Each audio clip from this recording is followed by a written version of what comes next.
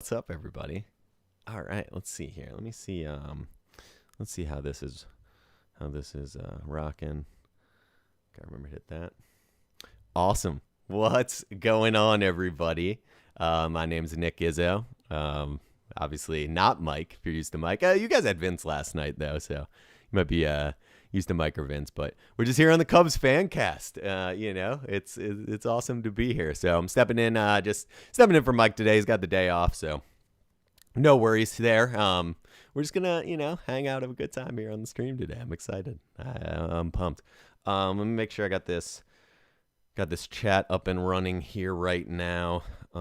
Make sure everything's all good. Looks like we're rocking and rolling, man. Let's have a good time today. I'm pumped.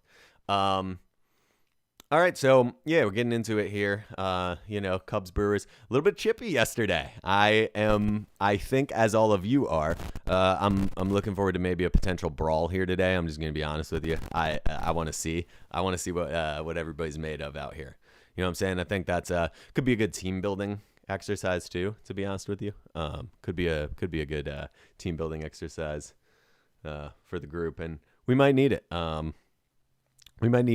So far this year, Cubs, let's see, I believe we're looking to get to 500 here with a win today. So that's definitely not a terrible spot. I mean, if you're 6-6 to start the year, you can live with that moving forward. Once again, we're not even 10% of the way through the season, guys. So I understand there are some patterns that the Cubs are showing here that are making fans a little nervous at the beginning of the year. But honestly, like I said, we're not even 10% of the way through the season. So I think everybody, everybody that's freaking out a little bit, I understand it, but a lot of season to be played still.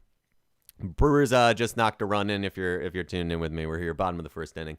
Got a runner on first base, and you've got the Brewers taking an early 1-0 lead. Arrieta's here working, trying to get out of this inning unscathed. Hopefully, we'll see though. We'll see what the Cubs got today. Like I said, I'm looking forward to a potential brawl. If you watched the game yesterday, things got a little bit interesting, didn't they? I saw actually things are weird when the Cubs, I think it was the Cubs Instagram account, like their actual official team Instagram account was they put together it was a little montage of just Wilson Contreras getting hit a bunch of times this year so far.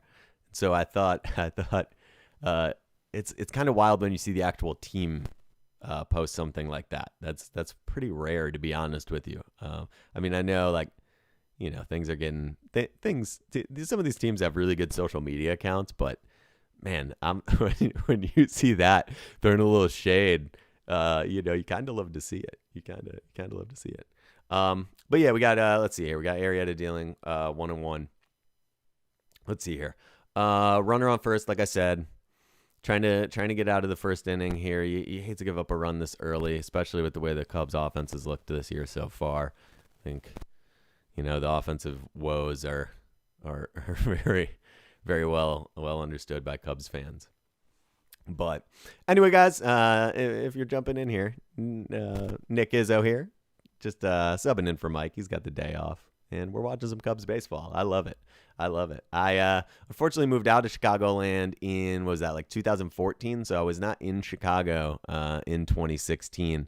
One of the great regrets of my life that I was not in Chicagoland when they pulled off that World Series title. But I've been a Cubs fan my whole life.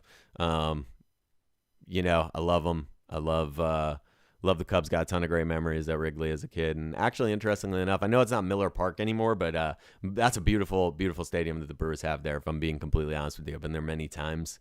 That's a really, really nice stadium as well. But man, we got let's see here. So, oh man, Brewers making a little noise here in the first inning. You hate to see it. Runners on second and third now. Looks like we got one out in the inning. Arrieta 15 pitches so far to start this game off. Let's see if he can work out of this. This is going to be a big at bat. He's got a low 93 on that fastball. gets the strike. He's got Navarez looking there on that one. Just watches that one go by. Yeah. So here we are, looking to go to 500 on the season. And once again, like I said, I'm going to keep hammering this point. I understand the frustration. I do. I understand the frustration. I think that frustration that a lot of us fans are feeling is just the emotion where we understand this is probably the last run with this group, right? I mean, I think everybody's kind of aware some things are going to happen, probably around the trade deadline, honestly, even. And so a lot of those familiar faces may not be here next year. And so this is in a weird way like a last hurrah. And I just think that's bringing a lot of emotion out of the fans. And I'm one of them. You know, I want to see this team figure things out. You got a deep fly ball to left there. And excellent. All right, so caught in the warning track. Unfortunately, the runner is going to tag and score there. Brewers go up 2-0 here in the bottom of the first inning. 2 outs, runner on second. It's an 18-pitch inning so far for Arrieta. Hits, he's gotten banged around a little here so far in the first. But a strong start to the season from Jake Arrieta so far. It's been awesome to see him back with the Cubs and have this type of success early on in the year. But today, it is not there today. Jock Peterson with a nice catch there on the warning track, but it's just too deep. That'll score one, and a 2-0 lead for the Brewers here in the bottom of the first. Let's see, we've got, like I said, runner on second, 92 miles an hour, a little low there on that fastball from Arrieta. Should be able to hopefully get this third out here. Let's see this batter, Keston Hiura.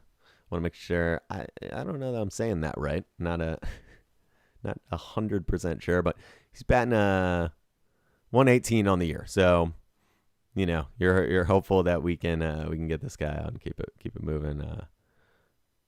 But man, your 6 batters in here in the first inning. It's not what you want to see. It's not what you want to see, especially with that Cubs offense. Let's make sure.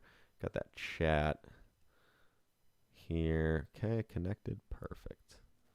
Okay, I just wanted to be sure I got that working. All right, there we go. Arrieta strike, throws a strike there. Counts 1 and 2 here on Hiura. Once again, not 100% sure I'm saying that right, and to be honest, it is okay. I'm absolutely not a word savant. No, definitely not. Definitely not a word savant there. His, hers, one's, whiskeys. Far from it. Far from it. But Arrieta gets the strikeout there. Love to see it. Gets out of the inning, but I'll be honest with you guys. Gives up 3 hits that inning, and the Brewers take a 2-0 lead. So here's the deal. In between innings here, guys. I hopped on here a little late, so for those of you guys tuning in that are jumping in, I'm seeing a couple more people hopping on the stream now. So yeah, man, got the little Cubs shirt on here. Got the blue lights going. Yeah, Nick Izzo. I'm here stepping in for Mike today. We're gonna watch some Cubs baseball. I'm pretty excited. Like I said, been a fan my whole life. I love the Chicago Cubs. Absolutely love them. Been to Wrigley many times in my life. Sorry, just checking my audio there. Many times in my life. Just a ton of great memories. My dad had tickets when we were kids. Through his work, we had some really, really cool tickets. Like 3 rows behind the dugout, basically. And it was awesome. As a kid, I mean, it was awesome. Me and all my brothers played baseball.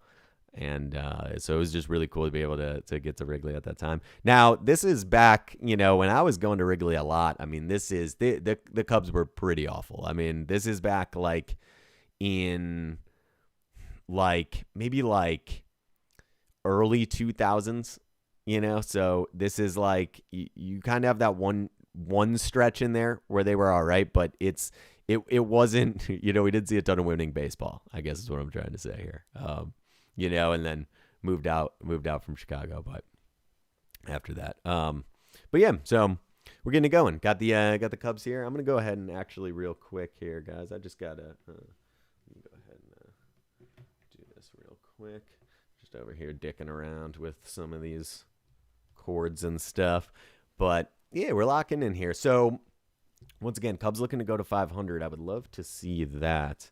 To be honest, Um, it's truthfully, we're at the point now where, early in the season, unfortunately, some of the issues that the Cubs have are not things that I mean, it seems to be that the sentiment in Chicago is that these are things that are unfixable, right? Especially some of these offensive woes, unfixable without moving some of these players. And to be honest, I don't disagree. I think what I'm most interested in, I hopefully we can get into it in the chat a little bit here today, but I'm just curious. I don't think there's any Cubs fans that are pleased with what they're seeing so far this season. I don't think there's anyone that would give this season like a grade of an A or even a B, to be honest, so far.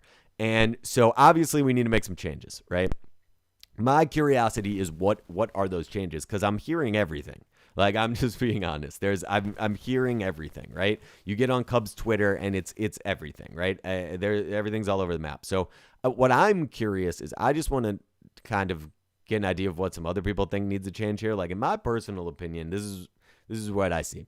I see, as Jock Peterson's up to bat here, counts 1-1, top of the second. I see the Cubs needing to likely look at honestly probably a rebuild after this year. I mean, you get Theo out of there, and then it's like, well, Jed's gonna want to make the moves he wants to make, right? You got some young talent that they've had in the draft, right? We're all familiar, Nico Horner, right? And we've got, there's some young talent that I think clearly speaks to the future of what the Cubs are trying to do. You're going to have some contract negotiations that'll come up that'll kind of prove where they're trying to go. But I think overall it's going to be a bit of an overhaul. I think this team is probably going to look a lot different next year and probably the next 2 years, to be honest with you. So, I think it's going to be a lot of roster type of moves. I love Rossi. I don't think that's really, I don't know that that's so much the issue personally. Once again, if you disagree, that's okay. Let me know in the chat. I'm saying I'm not saying I'm some expert just because I got the freaking Cubs shirt on and some blue lights. I'm more curious to see what everybody else is kind of thinking. Peterson swing, drop third strike. He will get to first on that. Love to see it. Breaking ball. Looks like it got away from the catcher there. And Jock Peterson takes first base. All right, we got some going here. So we got the leadoff batter on the top of the second. Love to see that. Little bit of a, let's see. He just missed it. Wow. Yeah, catcher just missed it. Absolute whiff. What a bozo. Oh, hit him in the glove, too. Come on, man. If he hits you in the glove, I mean, you got to catch it. What a bozo. Love it. All right, so Jock Peterson on first here. Love to see that. That's phenomenal right there. Look at that. Brewers just being the Brewers. Am I right? That's what we want to see there. So, all right, we got Javi up now. Let's see. I saw so I was looking before the game. Javi has struggled. He struggled against Burns here. He in his career, I think he's batting like 100 against Burns. And there's that Javi swing that we've all come to love. He's trying to take the cover off the ball. This season he's got 3 homers on the year. The tough part, like I said, is against Burns on his career. I think he's batting like 100. I think his only hit off Burns is a home run, though. I did see that. And I think, there's probably actually, I would love to see that stat. There's probably a bunch of guys Javi's got that type of stat on. But Burns going up top, 97. Javi, another swing and a miss. So 2 fastballs, 2 strikes quick here in this at-bat. Javi's behind in the count here. You don't love that. You don't love that. And you've seen that all year with the Cubs, right? We've been behind in a lot of counts this year, and it shows. Let's see. Burns here ready to deal. Catcher setting up low and outside. Let's see if we get a breaking ball here. 98 on the gun. Terrible call. If you're looking at the K zone, where are the robot umps? I mean, at this point, that is not in the strike zone at all. Javi kind of gives the ump a look there. I'm just going off the K zone here, guys. It's not a strike. So Javi Baez strikes out there, looking, and Burns, he was dealing that at bat. All right, so let's see. Cubs runner on first, 1 out. Jason Hayward up to bat. Now, Jason Hayward, on the other hand, while he is batting 162 on the season, he has had a pretty solid career against Burns. I believe he's batting something like 400 against Burns. So, for whatever reason, he's very comfortable. And Jason Hayward drives a ball absolutely deep to left field. And that'll be a double. Moves Jock Peterson over to... Oh, no, I'm sorry. That's a... So that's a single there. Moves Jock Peterson over to... Oh, no. What am I talking about? Yep, that's a double. Double for Jason Hayward. Moves Peterson over. We got runners on second and third here. Top of the second inning. 1 out. Cubs got runners on second and third. Like I'm saying, Jason Hayward, for whatever reason, he's got my man's number here throughout his career. So love to see that. If I was a betting man, and I am, I would look at Jason Hayward to have a decent day. As well as Jock Peterson, if I remember correctly, has fared pretty well against Burns in his career as well. So Jason Hayward with the second double of the year, puts runners on second and third for the Cubs, top of the second inning.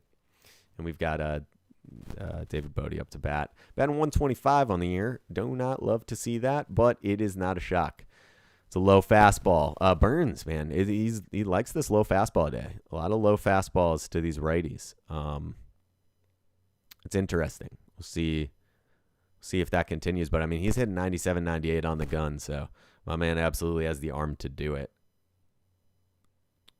Let's see. Counts 1-0 here. Got another low and outside fastball. 97, another ball. Just too low there. I think you saw that strike zone expand a little bit on that Javi strikeout. And it looks like he's trying to hit that same part. Trying to kind of use that rangefinder, right? Figure out where that strike zone really is. He's got, looks like, some decent command. He wants to try to find out where, right at the edge of that strike zone. So let's see if we get catcher setting up low and outside again. And 97 on the gun. It's an outside fastball. But he just can't make contact there. Runners on second and third here, top of the second inning. If you're tuning in, 1 out. Cubs are down 2-0 right now. Got Bodie up to bat. The count's 2-1. Last 7 starts for the Brewers pitchers. They just showed the graphic up here on the game. They are absolutely on fire. And that does not make me super comfortable with the way the Cubs offense have been playing. However, Cubs get a win last night, right? Chippy game, Cubs get a win.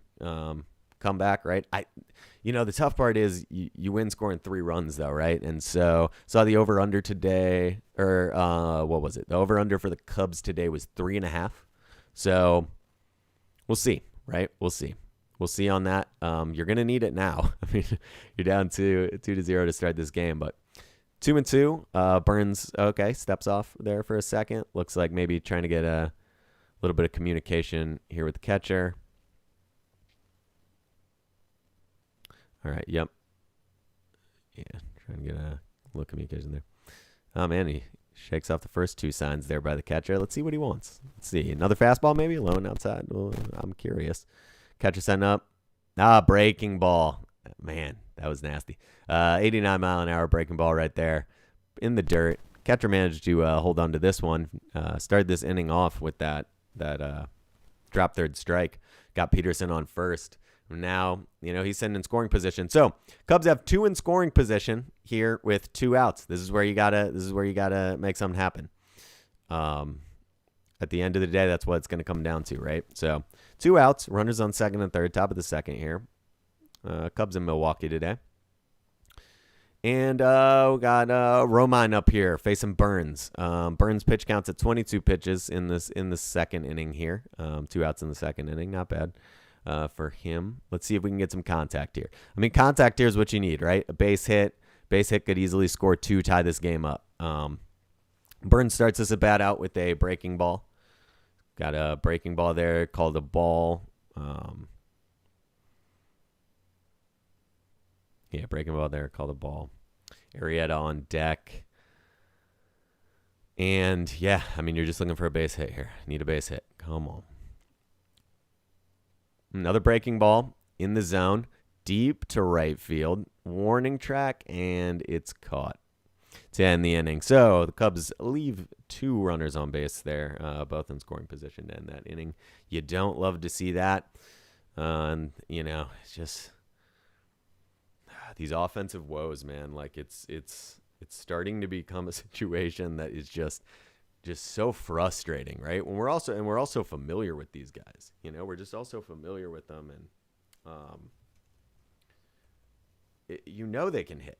You know, it's like you know they can hit, and yet here we are this year, right? So I don't know. You know, it's tough. It's tough. You know, it's tough to watch at times, but once again, I'm gonna keep the faith. You know, I'm gonna keep the faith. If you're looking at me to freak out today, it's probably not gonna happen. To be honest with you guys, you know, it's a long baseball season. It just is. It just is. You know. We're not even 10% of the way through the year. I know I keep saying it, but we're not. Like, we're just not. And so, I don't know. You know, I look at it like everybody. I just want everybody to kind of slow down a little bit, right? Let's not write this team off today.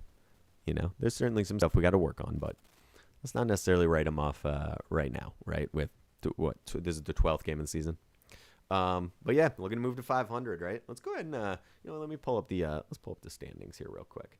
Let's see what we're looking at here. So, Chicago Cubs, like I said, looking to get to 500. Punch that in right there. And yeah, so Cubs right now sitting in fourth in the division. However, a win today would bring them and the Brewers both just 6-6, and Cardinals loss. You'd have three teams 6-6. So Cubs win today, Cardinals loss, and everybody's tied in the middle of the division. So Cubs are 2 games back from the Reds right now. It's once again anybody's game, like I say. I keep saying it, but everybody, let's just relax a little bit. Let's just relax a little bit, right? In Rossi we trust. How about that? How about that's the new motto that we go with whenever Cubs fans, whenever we start freaking out this year. Let's just trust Rossi. Let's just trust Rossi, right? I think, like I said, early in the season still, we got moves that we can make. We got moves that we can absolutely make, and let's just see. A couple series early in the year against the Brewers here too, though, so you do want to, anytime you can get a win against those division opponents, you got to take it, right? You got to take advantage of it. Arrieta back on the mound here. He got banged up a little bit. In the first. Obviously, giving up those 2 runs. So we'll see if he settles down here in the second. Bottom of the second. If you're just tuning in, Brewers are up 2-0 against the Cubs. Bottom of the second. Arrieta's dealing. Let's see. He starts McKinney off with fastball outside. That's called a ball. It's pretty far outside. And maybe now he's trying to see where that strike zone's at, right? I mean, we see that Javi at bat with that freaking outside, nonsense that this ump called a strike, and now you've got Burns and now Arrieta, and they seem to be trying to find the edge of that strike zone with this character. So, I mean, another low fastball there from Arrieta. That's a ball, 2-0 count. McKinney up to bat here for the Brewers. But yeah, I mean, it's interesting, right? Like you're looking at the Cubs this year as Arrieta deals a fastball low and away. That's a ground ball to second base, and McKinney's thrown out at first there. Sogard with the play there. Fantastic. But yeah, you're looking at the Cubs here, and it's going to come down to offense. Once again, you dig a hole early and down 2-0. I mean, got to score, right? And it's weird because this has always been the problem, right? It's not like people haven't complained about this offense for a long time. They have. I mean, honestly, they have. I think the issue is when you've seen what all these guys can do, and then it's not like you're not expecting them to get worse. You know what I'm saying? It's not like you're thinking to yourself, you know what? I know what Rizzo and Bryant and Baez and Contreras and all these guys are capable of, and Hayward. And man, it's unfortunate when you see that sort of potential in these guys, and then it's just not there. It's just not there right now this year. But see, you got the 8th batter in the lineup up here for the Brewers, Urias, and 1-1 count right now, bottom of the second. You'd love to be able to get him into a situation, or you'd love to get him out, get to the pitcher. Showing Brandon Woodruff here, that freaking bum. They're showing him in the dugout for some reason. That guy just likes to throw at people, so he can fuck off in my mind. I don't even know why we're showing him. Don't even give him the airspace. Cubs get a win yesterday against Brewers. Woodruff pitching, and you like to see that because he absolutely was dealing a couple weeks ago. Mike had that game. Woodruff was absolutely dealing, so nice to see the Cubs be able to get a win yesterday in a game that Woodruff started, at least. So Cubs going through it a little bit with COVID, too. It's a storyline to keep an eye on. But 1-2 count. Arrieta, that's way outside. It's a ball. 2-2 count now. Bottom of the second. Arrieta pitch counts at 29 right now in the bottom of the second. Not super ideal. 1 out in the inning. But, we'll see. We'll see if he can settle in after that first inning. We'll see if he can settle in. I'm not one of these people who – I'm not expecting the Cubs to win a game like this, 1-0 or something like that. So the fact that the Brewers have 2 runs, it's fine. It's fine. We're going to have to score more than 2, guys. The end of the day. I'm sorry. I hate to I'm not trying to be a dick, right? I'm not trying to, I'm not trying to be a negative fan or anything. It's just, the reality here is you're going to have to score more than 2 runs, right? We know that. You're going to have to score more than 2 runs. It's just it's the reality of it. So 2-2 count here. Bottom of the second. Arrieta's pitch count sitting at 30. Let's see what he goes with here. Let's see if we got an out pitch here. Great. Nice breaking ball there. And Urias gets a piece on it. Gets a little tip on it. His last 2 games, Luis Urias. And once again, not sure I'm saying that name right, as we have in the chat here. Hers Wines Whiskey said, I'm not a word savant. I'm not. I'm absolutely not. I think my man Mike has, some of these names down pat. Some of them, no idea. But he's been playing well his last couple games. Basically, is that graphic. Arrieta, fastball outside, gets him looking. There's a strikeout right there. Love to see it. Gets him out, and now he's working a little bit. All right, let's see. Gonna have the pitcher up now, so should be an easy out, and we should move along to the top of the third here. Hopefully, I say should. Should is the word there, obviously. Should. Spider-Man mug here. Got a little coffee for this Cubs game, a little afternoon coffee. You can't beat it. Cannot beat it. Throws a ball outside their area at 91 on the gun. Burns just kind of watches it. Let's go ahead and just get one in the strike zone here. Let's get out of this inning. Keep that pitch count nice and low. Arrieta at 92. Throws that one in there for a strike. Counts 1-1. Got the pitcher up batting, so hopefully it should be an easy out here. Let me see if I can add this. Another strike there from Arrieta. Phenomenal. Love to see it. Absolutely love to see it.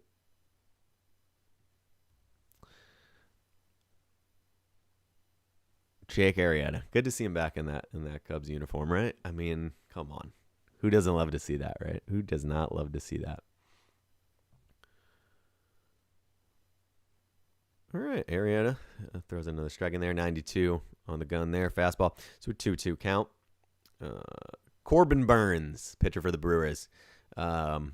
Absolutely not concerned about him as a batter here, and neither is Arrieta. Okay. Dude, you're facing the pitcher, man. Come on. We got a full count here. Jake Arrieta apparently struggling to retire the pitcher for the Brewers, and this is where I get a little frustrated. And there we go. Gets him looking. Took 6 pitches to do it, though.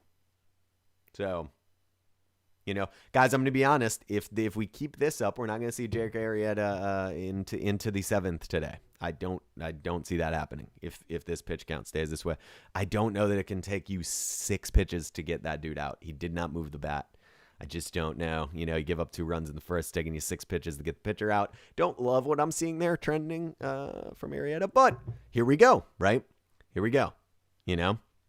Cubs are going to kind of come back around. I think Arrieta is going to lead off this next inning, and then we'll kind of come back around to the top of the order. So, here's a chance. Let's see. You leave 2 on, though, last inning, right? You leave 2 on base in scoring position also. So it's like, that's not ideal. But here we go, man. Anyway, I've seen a couple of new people kind of popping in here. Yeah, my name's Nick Izzo, guys. I filling in for Mike today. You guys are probably familiar with Mike. We had Vince on last night. Vince is great. I love Vince. He's great too, but obviously Mike's kind of our usual guy. Some of you guys might be familiar with. So filling in for Mike today. He's got the day off. Just sitting out here, man. Got the little cubby blue going on. We're hanging out. Just come hang out. You know what I'm saying? Just come hang out.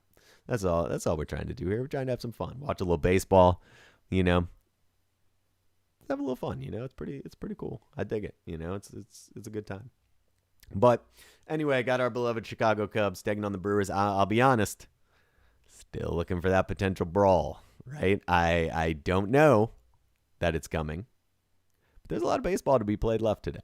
There's a lot of baseball to be played today, and we might get something like that. And I don't hate it. I think a brawl in baseball is a good team building activity. I'll be honest with you guys. I think a baseball brawl is sometimes what you need, right? People talk about, hey, the manager getting thrown out, right? That's always a good thing. Rallies the team, gets the team fired up. I don't disagree. I think that's true. Reality, though, is I'll be honest with you, nothing like some old fisticuffs, to get the team really, together. Get them locked in, right? It's like you're out there, you're throwing some haymakers. You got your guy right to, next to you. Maybe you don't know him all that well. In the locker room, you don't know him all that well. He's a nice enough guy, but maybe he's a relief pitcher, right? Maybe you're a second baseman. You don't know him all that well, right? Next thing you know, you're in a little bit of a scrap, right? You're out there, a little pushing and shoving, right? A little grab ass, touchy-feely with the other team, right?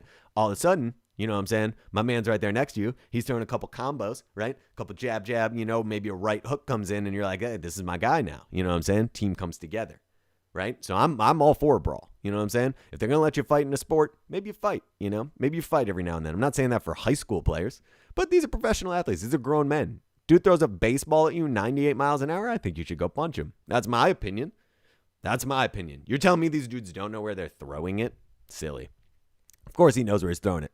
These guys are Major League Baseball players. If they hit you with a fastball, they meant to. And I think that's when it's time to, go have a little bit of fisticuffs with my friend, whoever threw that pitch at you. So I don't know. Maybe I'm crazy. Maybe other people don't think like that. But I like it for the team building aspect. These are grown men. If they want to fight, let's let them fight. All right, Arrieta takes a strike here. Start off this at bat. So, you're looking in this inning. To maybe get on the board here when that top of the lineup comes up. Arrieta with the check swing strike there. Man, Burns is hitting 98 on the gun, and Corbin Burns has the highest K through 9 innings, fourth highest K through 9 innings this season in the MLB at 14.59. And I'll be honest with you, dude that's throwing, what's he throwing? 97 on that one, low and outside for a ball. Third inning, this dude's touching 97. Yeah, he's going to strike some people out, Thing about that, though, is you make contact with it. Let's see where it goes, right? Cubs have some power, right, in that lineup. You make contact with that 97, and it's definitely going out a lot faster than it came in. Breaking ball outside there. That's, once again, that strike zone is fascinating today. Low and outside. What I worry about is if that strike zone is going to be extended like that, low and outside, it's just going to be hard to get contact on that with those for the righties, right? A lot of that, you've got that Cubs power. Some of that power comes from those righties. I don't love that. But anyway, Arrieta's out. Kind of figured that was coming. So now we got Ian Happ up. Ian Happ 0 for 1 on the day. And Corbin Burns goes ahead and just absolutely blazes a fastball right down the middle there. Ian Happ watches it go by for a strike. 0-1 count here. Brewers are up 2-0 in the top of the third inning, guys. If you're tuning in, guys and gals. Sorry, don't want to offend anybody. If you're tuning in, Cubs are down 2-0 right now. That's a high fastball, called a ball there. So the count's 1-1, top of the third. Ian Happ, can Ian Happ get something going? Can Ian Happ maybe get something going for the Cubs today? So far, there hasn't been much going offensively for the Cubs. Now, granted, you're only through 2 1/3 innings, but still, with the offensive woes of this team this year, you really would love to see. Somebody get some going here, get a little momentum offensively. Let's see. Ian Happ batting from the left side of the plate here, takes a strike, low and inside, 98 miles an hour on that fastball. And my man Corbin Burns is throwing gas, and I do not like it. because that was another one right there. That's low and inside to Happ, but he's on the left side of the plate, right? So that's that same spot I keep talking about. He is just drilling like that's that particular area of the plate, and he's having a lot of success. Now go outside there to the lefty, and man, I get that was high. That was a ball. Sorry, full count here. Full count on Ian Happ, but the strike zone, man. I wonder when we bring the robot umps in. I am curious. Baseball is a sport that's very resistant to change, but I am curious. Full count here, Ian Happ. See what Burns goes with here. Fastball outside, 98 miles an hour. Happ watches it go by. I mean, that's gas. I mean, that's tough. It's going to be tough to hit. 98 miles an hour. Right on the edge. I mean, that's it's a beautiful pitch right there. Got to swing the bat though. Full count. Got to swing the bat, right? I'm no baseball expert, but full count, man. Swing the bat. Swing the bat. Yeah, a lot of people probably yelling that at their TV right now. So that's how that goes. Sogard up now. 0 for 1 on the day. 2 outs here, top of the third. Burns is dealing. He's absolutely dealing right now. There's no other way around it. Here we go, 97 outside. That's basically the same spot that he just struck out Ian Happ looking right there. And it's tough. It's tough. You got a guy that's locating these pitches the way he is and throwing this hard. It's going to be tough. It's going to be tough. Let's see here. 0-1. Breaking ball. Low for a ball there. 82 on that breaking ball.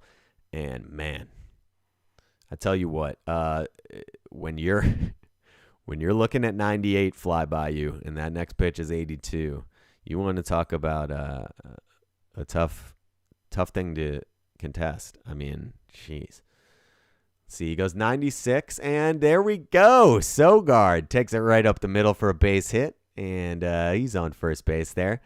Burns tried to squeak that one by him, and Sogard just gets the bat out there and makes contact right up the middle, and he'll be at first base now. So 2 outs, 2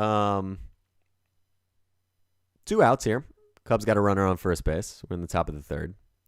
Brewers are up 2-0. If you're just tuning in, second of the day for the Cubs there. So Rizzo's up to bat now. Rizzo on the season batting 158, so you absolutely hate to see that. I mean, come on. But let's see here, see if we can get something going here. We've got a fastball outside, call the ball, 97 miles an hour from Burns. Rizzo stepping in there, looking to make something happen. Slow start to the year, but who can we not say that about on the Cubs really at this point? So I'm okay with it. I shouldn't say I'm okay with it, but I understand. I'm not gonna pile on Rizzo because he's not hitting this year. Like he's the only one that isn't, right? He needs to freaking hit the ball, but there's a lot of guys that need to on this team. So you know what? I'm not gonna sit here and just kill him and only him on that. There's a little gold chain he's rocking though. Okay, all right, Riz. There's a little gold chain, a little swag to him. I get it. Got to look good to play good, right? That's what I always say. It's absolutely the case. So Rizzo's in here. Another lefty facing Burns here.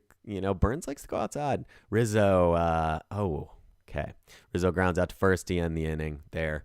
And the Cubs fail to score in the third. We head to the bottom of the third. Cubs down 2-0 here on Fancast TV. Look at that. I think that's what you got to do, right? Got to hit him with the announcer voice, right? Very solid. Let's see if I can get. I'm gonna try to get one of these old commercials loaded up here for you guys, but in the meantime, let's see this chat here. Cubs broadcast for the fans, brought to you by the fans. Absolutely, we absolutely are. This is the Cubs. What we're trying to do here at Fancast, guys, is we're just trying to stream and let people see real fans reacting to the games. Not all this polished bullshit that all the networks put out. Come on, you want to watch the Cubs, you want to come hang out, want to have a good time. You just want to hang out and watch it with like a regular fan, you know? And we try. Mike does a much better job than I do, to be honest. Just speaking to the game, I think a little bit more, but at the end of the day, the reality is like you're just watching it with Cubs fans. You know what I'm saying? We're the real deal. These are real deal Cubs fans. We're not just throwing any freaking joker up here and letting them go. You know what I'm saying? These are real fans. You know, I've been a fan of the Cubs as long as I can remember. You know, that's just the reality of it. Been to Wrigley Field many times. Love Wrigley Field. Love it.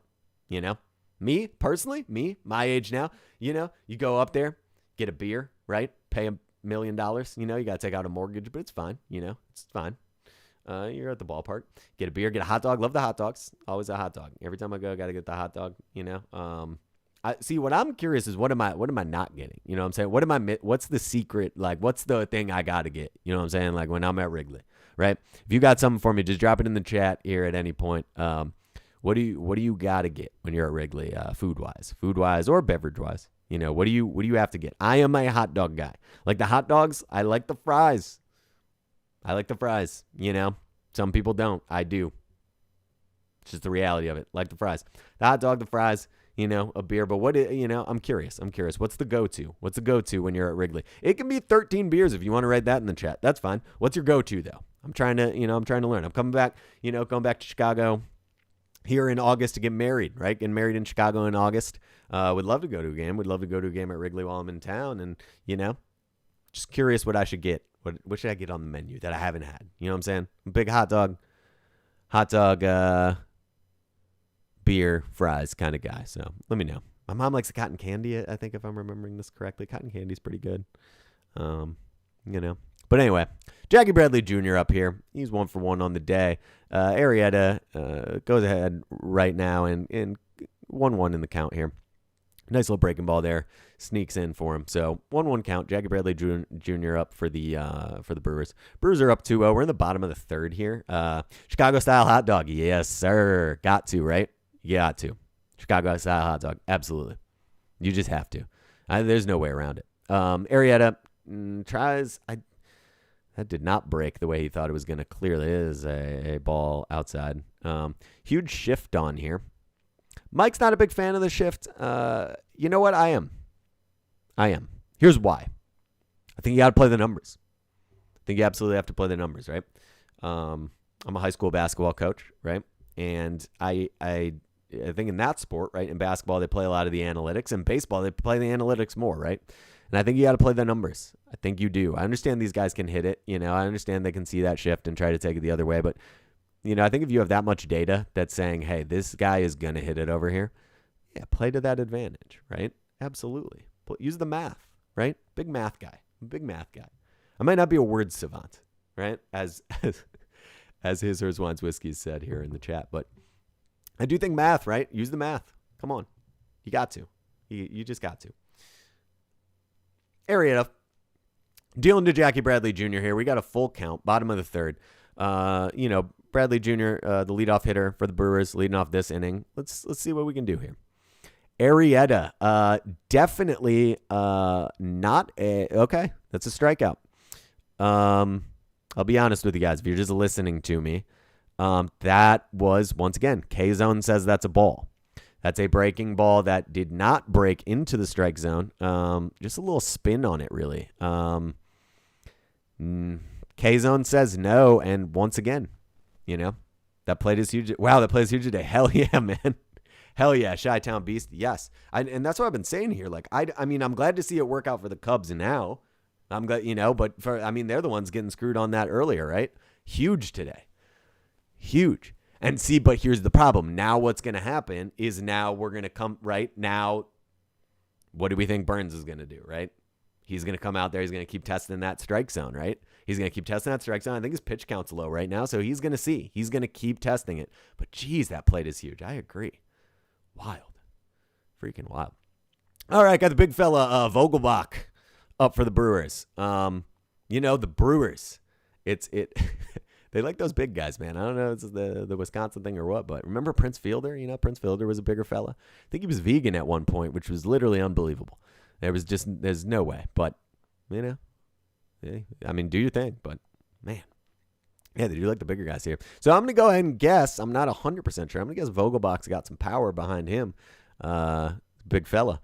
Batting second is interesting to me. But he goes ahead and grounds up the middle to second base and gets thrown out. So he grounds out there. 2 outs in the bottom of the third.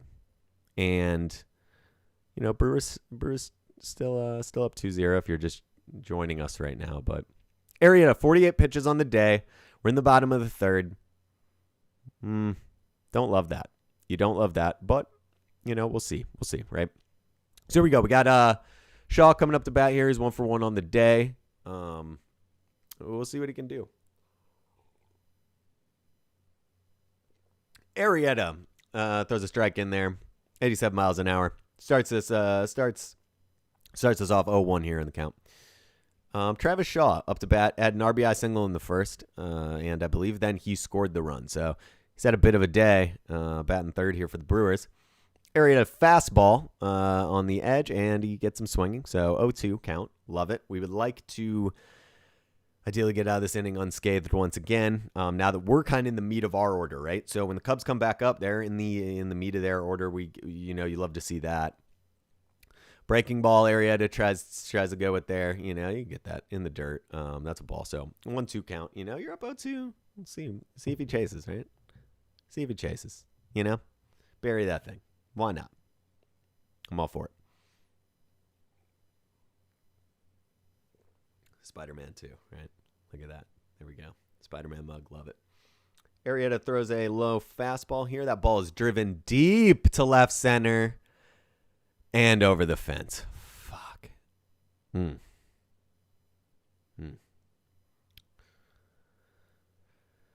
Travis Shaw takes that ball deep to left center and over the fence to give the Brewers a 3-0 lead. Like I said, don't think we're going to see Arrieta long today, guys, unfortunately. Well, now if you bet that Cubs over, you're going to absolutely have to have it for them to win. That over was 3.5 today, so definitely going to need 4 runs now. And yeah, Arrieta, that's a low. He's in the bottom of the strike zone there with that pitch. And Shaw just goes down there and absolutely drills it. And it looks like Arrieta kind of knew it as soon as it came off the bat. But damn, man. Damn.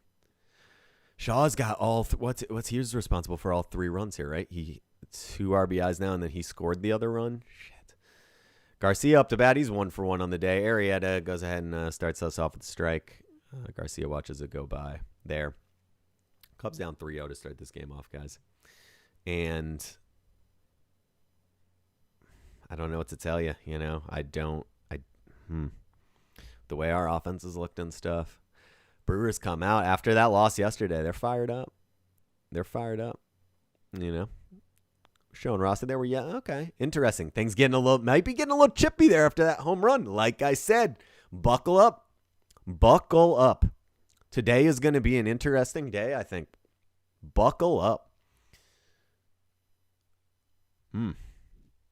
Things might be getting a little chippy in Milwaukee again today. If you guys are just listening, looks like you had maybe that home run gets hit, and then you got maybe Ross. It looks like Rossi was talking to the ump. I'm talking back to him. They showed the Brewers dugout. I've got the game muted here, so I'm not sure what they're talking about, what exactly happened there, but that's okay. A little chippy. That's all I need to know. And as I've been saying, if a brawl happens, it happens. Team building. Fisticuffs, bring a group of guys together. I'm just being honest. Cubs are trying to get to 500. Might need something like that. They showed some fight yesterday, right? Come back and win that game, but, might need to see, we're definitely going to need to see it again today. Garcia is going to fly out to right to end the third inning there, guys. And we head to the top of the fourth. Cubs down 3-0 against the Brewers. All right, if you guys just give me 1 second here. I'm going to go ahead and mess around with something here real quick.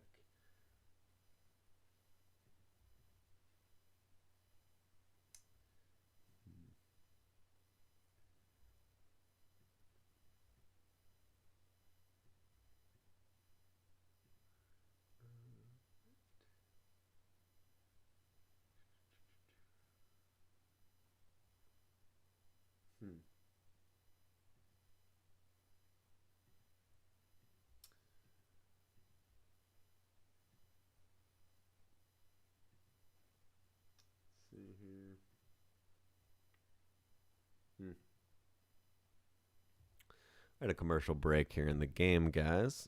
I'd love to load up a commercial for you guys here. Just having a little trouble.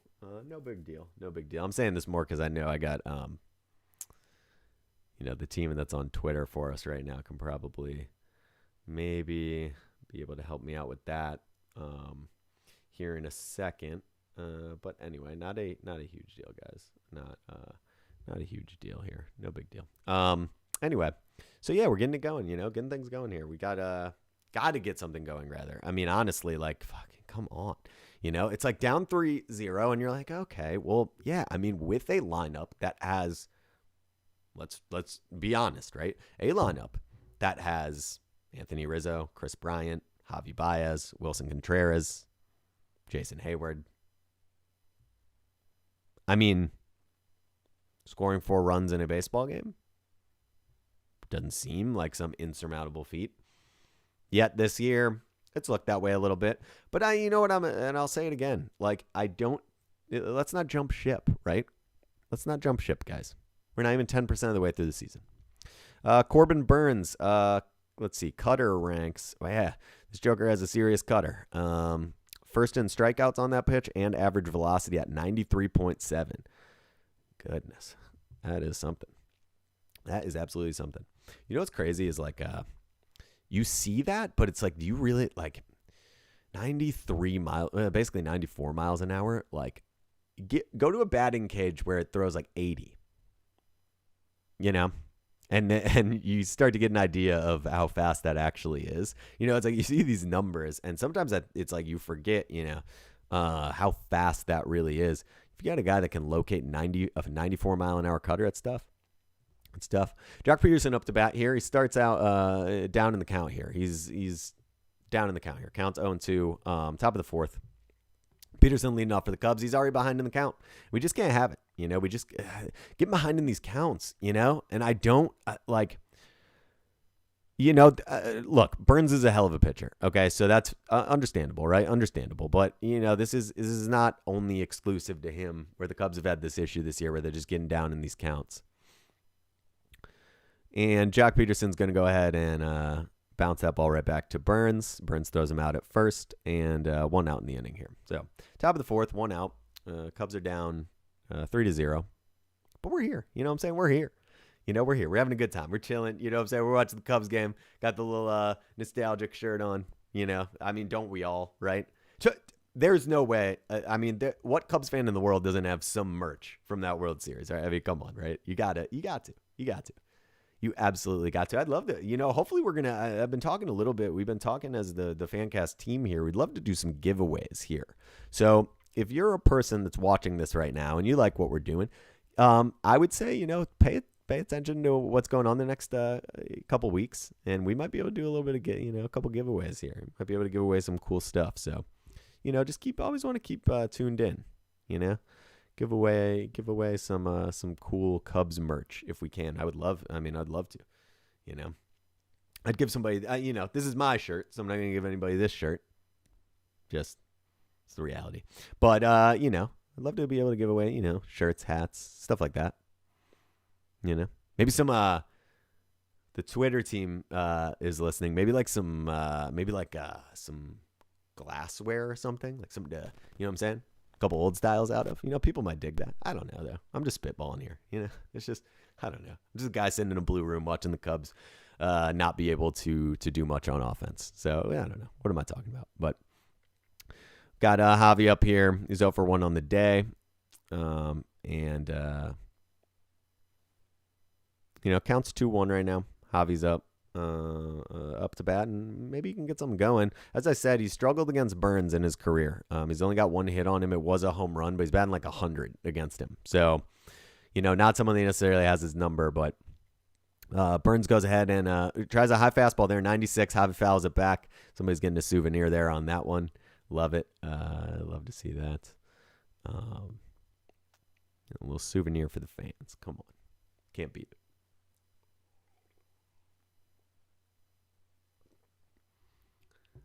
All right, guys. So here's where Here's where we are. Cubs are down 3-0. The over-under for them on the day was 3.5. They're going to need every bit of it. Got Javi Baez up here, 2-2 count. And Burns goes up top with a fastball. Javi swing and a miss. Javi strikes out there. 2 outs, top of the fourth. Cubs are not, I guess, have yet to figure out Burns today. They have yet to figure out Burns today. And yeah, yeah, I'm having a little trouble. Sorry, I just got this text. Yes, I am having a little trouble getting those commercials loaded up on here. Got the got that set up. Just having a little trouble with that there. So not a huge deal. Just kind of keeping my producer in the know here, guys. Sorry about that. It's the first time. I haven't done a Cubs game this year for you guys. You know what I'm saying? I haven't done a Cubs game. You're gonna have a little bit of technical challenges, but I think you guys are rocking with us, so it's all good. Giant ass plate today from this ump, if I'm being honest.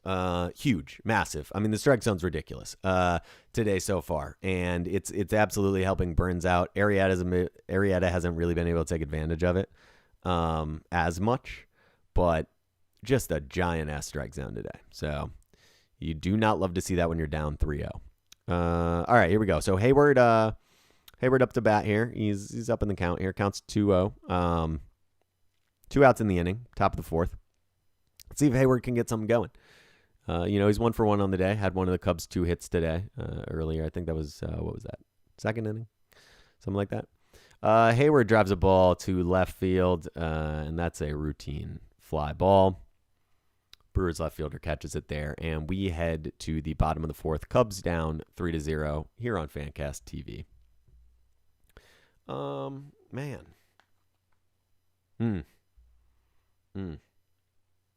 A shame, really. A shame. Can't get anything going that inning. But this will happen, right? From time to time. This will happen from time to time. Let me go ahead and try this real quick. Just want to click that. Nice. And let me see here. Gotta love Cubs baseball, though. This is just that time of the year. It's just that time of the year. Weather's starting to get nicer. Cubs are on like every day. They got a stretch coming up here, so I'll give you guys a little bit of an update here. So Cubs are off tomorrow, right? On Friday, they play in the afternoon. I will be back again. Mike has a day off on Friday. I will be back to broadcast the game again on Friday. And then Mike will be back Saturday, Sunday, something like that, if I remember correctly. Cubs play. And then the Cubs have a stretch where they are going to play a lot of games. I believe they play 11 straight days starting next week. So going to have a lot of Cubs games in a row here. And that's a situation where at that stretch, that's where I start to think, you're talking about some make or break type stuff, if that makes sense, right, on the season. Not like the whole season necessarily, but to be honest, at that point, now we're starting to get things going. You got 11 games in a row. You got to try to put together a little bit of a win streak in there, in my mind. But you're gonna have a ton of Cubs baseball coming up, so that's awesome, man. I mean, it's like every day. Cubs are on like every day. Hang out, watch the Cubs. It's awesome, man. It's just a great time of the year. I just love to see it. So, it's pretty awesome. But anyway, we're back here. Bottom of the fourth.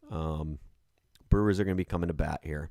And, Arrieta's still out there. I'll be honest with you. I think if the Brewers manage to score in this inning, that's probably a wrap for old Jake Arrieta. But first pitch of the inning, routine fly ball to center field, and Navarez is out. So we got 1 out in the inning here. Bottom of the fourth. Cubs down 3-0. Arrieta's pitch counts at 57 right now. Like I said, he just seems to have been struggling a little bit today, maybe with his command, to be honest with you.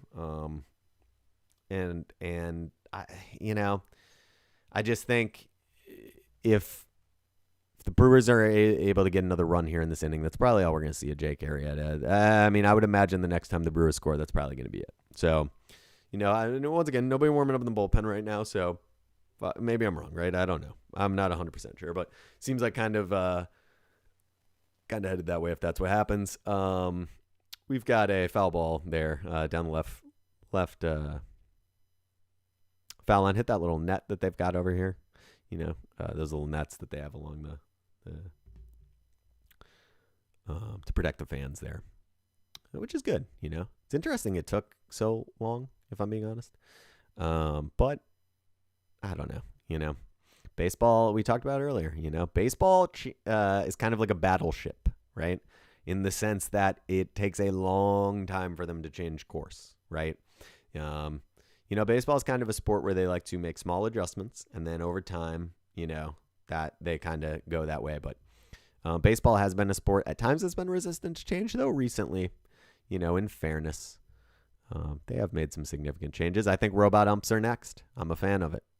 I'm a fan of a robot calling balls and strikes, though. And I'd be curious to see what the data is on that. I get it. Look, if you're a baseball purist and you're like, hey, look, I don't like the robot ump idea, I can understand that. I'm not trying to, I'm not do or die that we have to have robot umps. I'm just saying, I think that's probably the next change. Arrieta dealing here, 0-2 count, and he hits Hira. That looks like a command issue. Oh my God.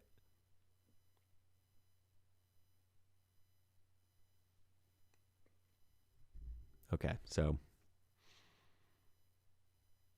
you're up 0-2 in the count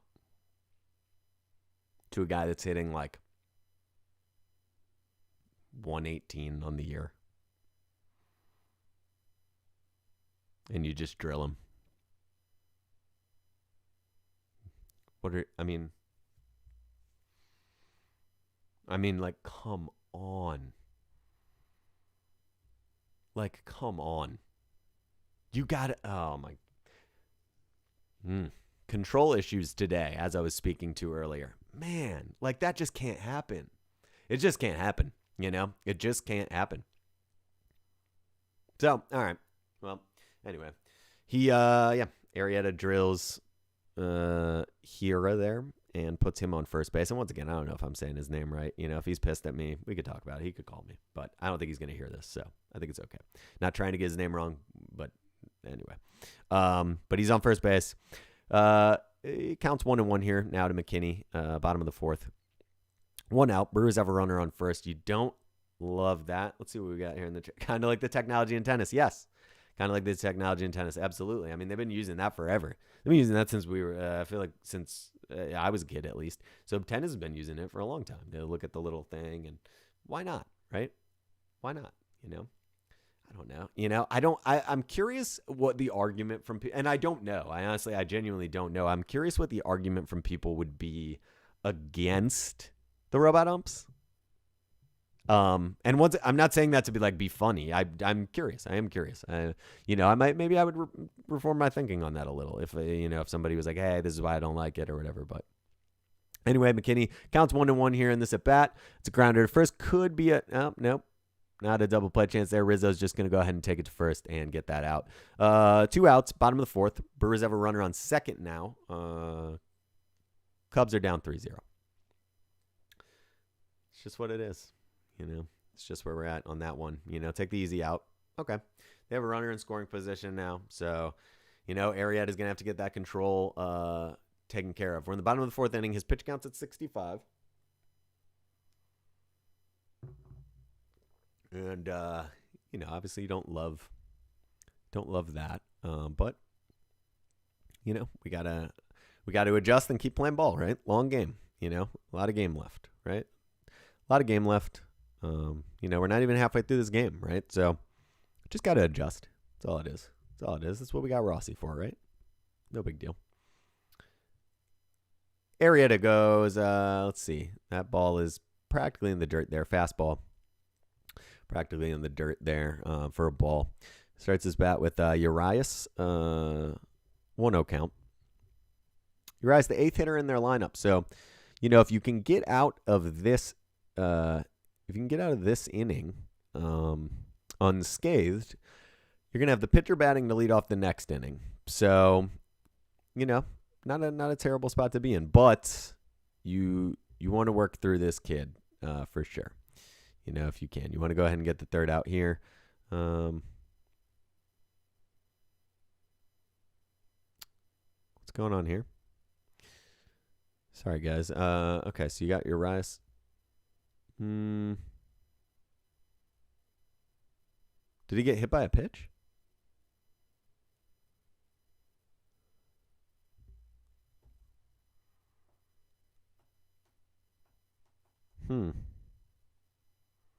Your eyes on first there. I don't know what I'm okay. I don't know what I'm missing there. Sorry about that, guys. All right, so Urias is on first there.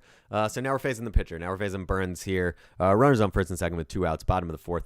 Got hit with the pitch there. So yeah. So Jake Gurrieta has hit 2 batters then this inning, and I'm going to be honest with you guys that if it's me, I think it's time we start warming up some of that bullpen a little bit. Love Jake Arrieta, but what are we doing, right? What are we doing? He's hit 2 guys this inning. Now, what does Burns do, right? A little chippy. Now, I'm not saying he hit these guys on purpose. Don't get me wrong. But what I am saying is yesterday was a chippy game. And you've got Jake Arrieta hitting 2 batters in this inning. Facing Burns now. Things could get a little interesting here as we move into the 5th. I'm not saying that they will for sure, but they absolutely could. So anyway, Jake Arrieta goes ahead, breaking ball there, and Burns lines out to Javi at short. So Cubs stay unscathed through that inning. Cubs are down to 3-0 here as we head to the top of the 5th inning here on Cubs Fancast TV. Glad you guys are here. I'm seeing some people, let's see, in the chat here. Yeah, I mean, you know what we can do here, guys? Let's go ahead and pop on over to this here. Give me 1 second. Let me just check this.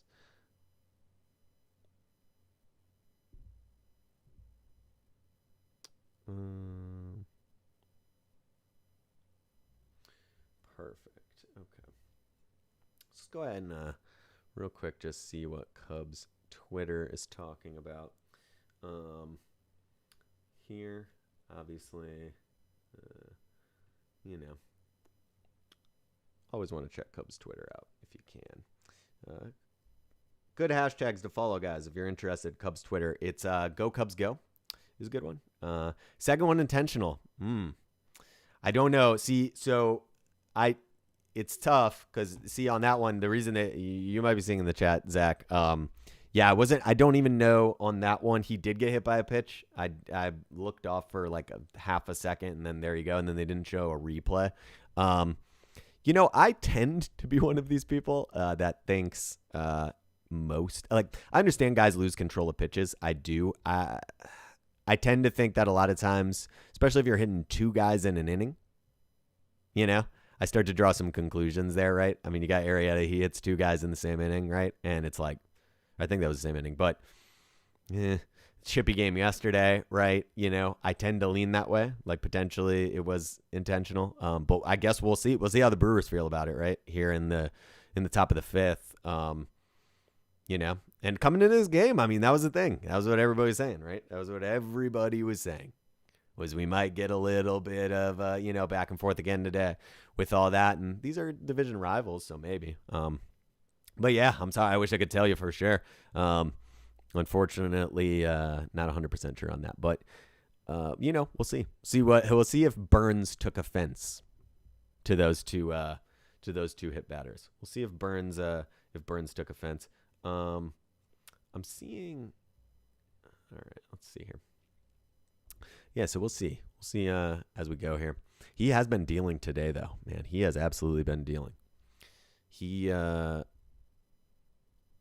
The velocity is just crazy. He's got that cutter. We talked about that a little while ago. But yeah, through 4 innings, he's given up 2 hits. He's got 7 strikeouts on 51 pitches. So he's dealing. But it only takes 1, right? That's the beautiful thing.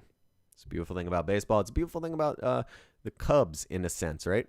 The Cubs offense is a little bit, they got like this element to them where it's a little bit like playing the lottery, right? Like, it's like sometimes they can just go, right? They have enough power. Where they can just make some things happen, right? They come back and win yesterday, right? And so once again, you're not gonna win. You're not going to win baseball games like scoring 2 and 3 runs anyway. So we knew you're going to have to get 4. It's okay, in my mind, right? But anyway, that's just one man's opinion. It's tough though the way we've been hitting this year. Anyway, guys, if you're just tuning in, Nick Izzo here, stepping in for Mike today. Mike's on vacation. Yeah, I didn't see it either, man. Tensions are tight. I agree. Yeah, man. We'll see. We'll see this inning. I've been saying it earlier. Little fisticuffs isn't the worst thing for a team. A little team building. And that pitch right there, high. It's like a breaking ball that didn't break there. Just a high ball there against Bodie. Doesn't look like he was trying to hit anybody on that one. Or Burns wasn't doing anything there. But yeah, you just wonder, right? You just tensions are. Yeah, they are. Between these two teams, they just are. Breaking ball, gets it in there for a strike.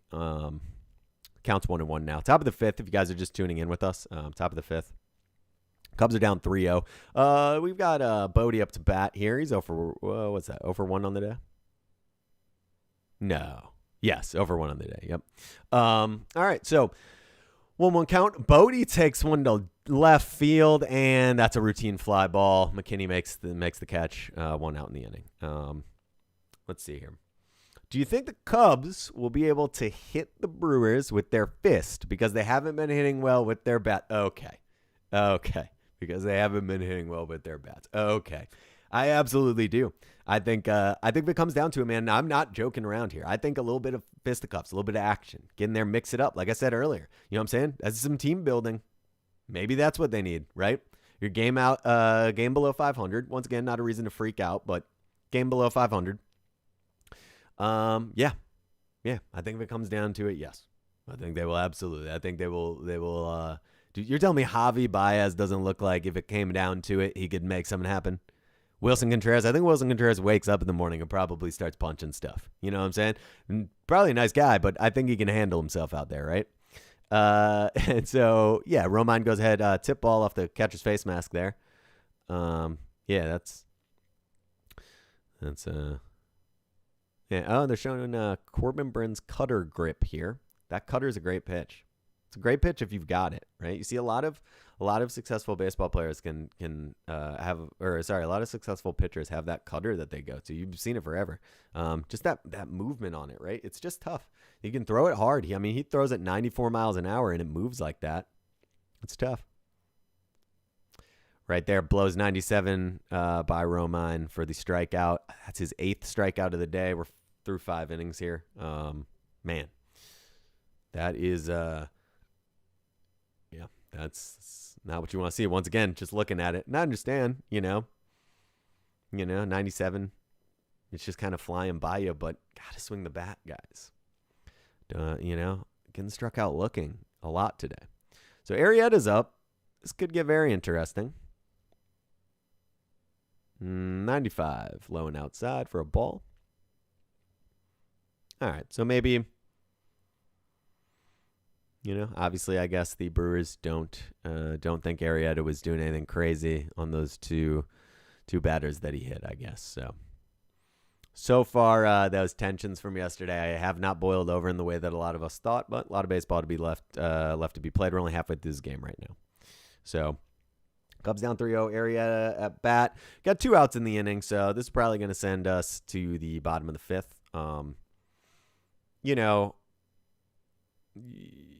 In that situation, you're going to start the 6th back at the top of your order, and then you start getting in that time of the game where, it's time, right? Offensively, you've got to make something happen. At that point in the game, you just have to, right? So, we're getting into that stretch here. So I think it's interesting. We got to maybe look to the bullpen here too. Once again, just one guy's opinion, but going to really, really need to try to hold this to 3 as Arrieta strikes out to end that half of the inning there as predicted. So Cubs down 3-0 heading into the bottom of the 5th inning here. And yeah, guys. That's where we're at, right? I mean, that is where we are at. Let me see if I can get to this, and then if so, I will go ahead and send us to a commercial. Let me go ahead and punch this in here. Boom. Let's see if we can get this. Nice. Got this little commercial. I think I figured it out here, guys. And I'm really just saying that to our production or our Twitter team rather. But anyway, regardless, this is what we're here to do. Awesome, man. So anyway, you gotta love this time of the year, guys. I love this time of the year. Cubs baseball's on every day. Hanging out, watching the game. It's a good time. It's a good time. It's a good time if you're a baseball fan. Year's still early, right? People aren't at this point in the year, people aren't freaked out about, where their team's at. Although in fairness, some Cubs fans are. And once again, maybe there's a reason to be. I just tend to lean a little more to the side of like, let's see how it plays out, right? Let's see where we're at when we get 20, 30, 40% of the way through the season, right? We're like not even 10% of the way through the season right now. So, if you're freaking out, I don't know, just chill. You know what I'm saying? Just chill. I think marijuana is legal in Chicago, right? Maybe smoke a joint, just relax a little. Just watch the Cubs, man. It's fun. It's all good. You don't got to get freaked out. It's all good, right? The way I look at it is, yes, are the Cubs in an offensive slump right now? Yes, they are. I understand. I'll admit it. I'll be the first to admit it. The Cubs are absolutely in a slump right now. And that's okay. Once again, like, if the Cubs, let's look at it like this. We're 11 games in, right? So if the Cubs are 11 games in and, they're struggling, right? You're definitely struggling in a bit of a slump. But if you looked at the whole course of the season, they had this 11-game slump, right? At any random time during the season, most casual fans wouldn't even, you'd be like, whatever. They didn't hit for 11 games, or they didn't hit well for 11 games, but it's the beginning of the season, right? And that's the tricky part. You know what I'm saying? That's the tricky part about it, right? You don't want to start the season off not hitting. And I think that's why everyone's so upset. Also, because we know what we have. I mean, we know what we have as fans. We have a real offense that should be hitting the baseball. So, we just kind of carry on. Travis Shaw is a monster. LOL, Cubs killer. Yeah. That's a fact. It's just a fact. It's a fact today. He's responsible for all 3 runs. There's no way around it. It's an absolute fact. I mean, he's responsible for all 3 runs that the Brewers have right now. So, I mean, yeah, he really is. Absolutely. But we'll see. We'll see how the rest of this plays out. Like I said, halfway through the game, Cubs, we just need some runs. Arrieta doesn't even look bad, to be honest. I don't know. I mean, you're right. I mean, I don't know. It's tough. I don't think he looks great. I don't think he looks great. It seems to be some control issues today, in my opinion. And let's be honest, giant-ass strike zone, as we've touched on a few times. Today, this ump has a ridiculous strike zone. So, but in fairness, you're right. He's got, what's that, his 5th strikeout or something like that? I think the bet on Arrieta today was like the over-under for strikeouts for him was like 4.5.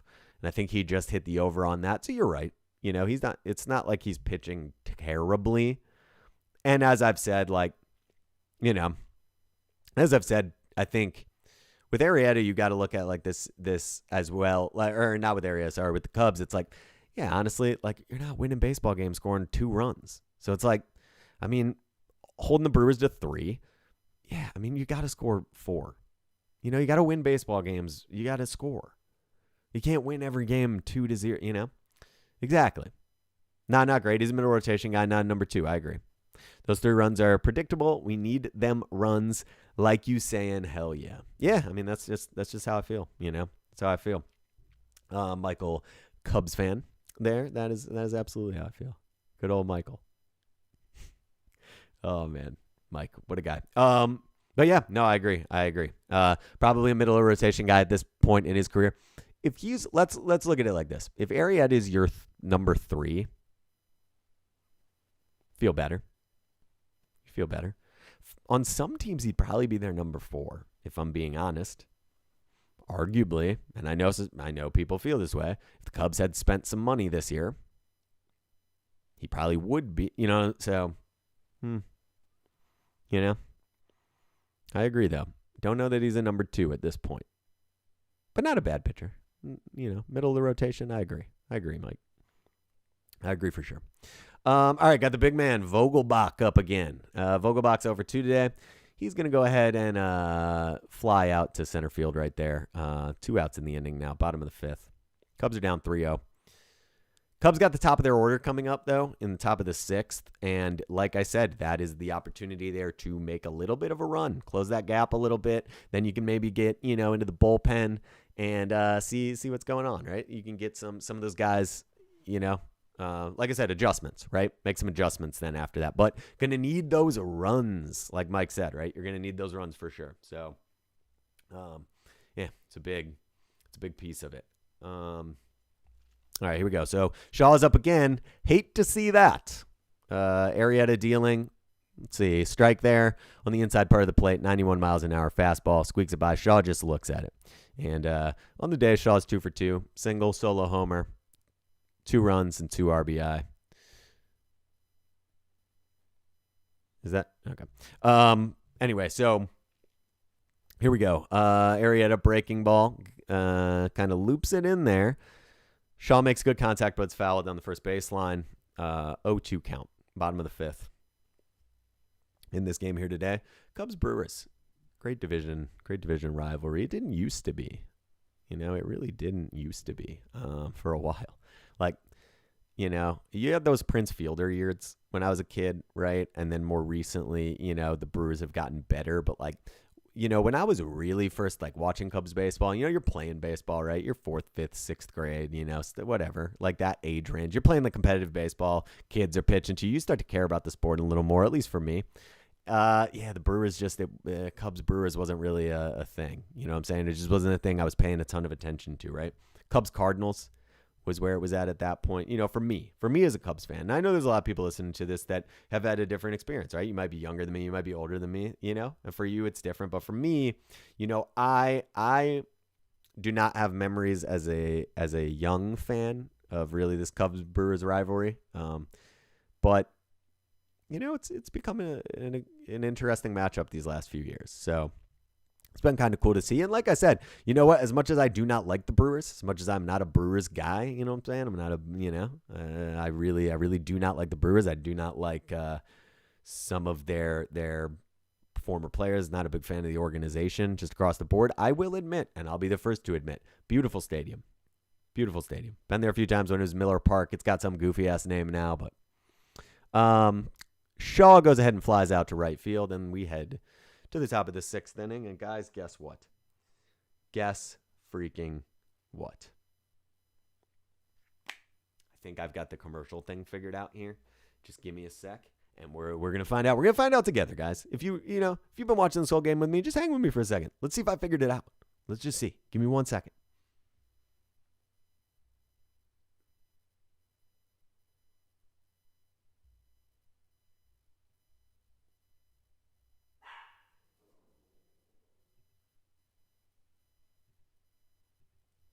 Got the dogs barking in the background. Chihuahuas, am I right? Let's see here. Where was the one that I sent to him? Oh, here we go. Now we're cooking.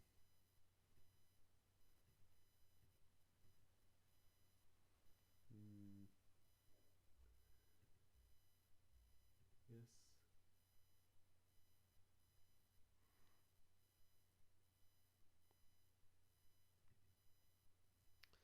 All right, I should be able to just go here.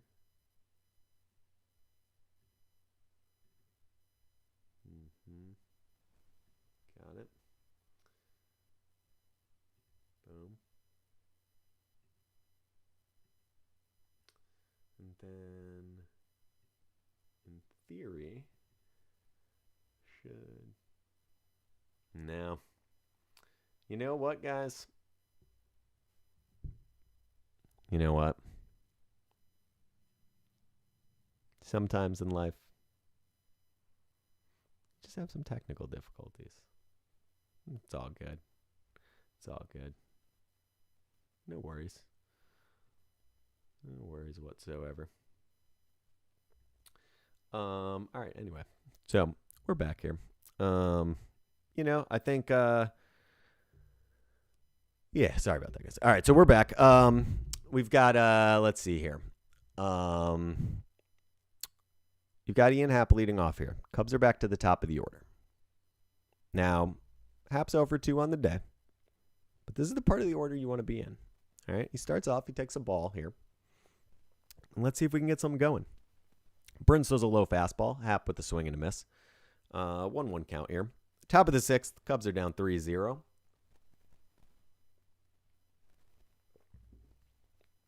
I think, let's see.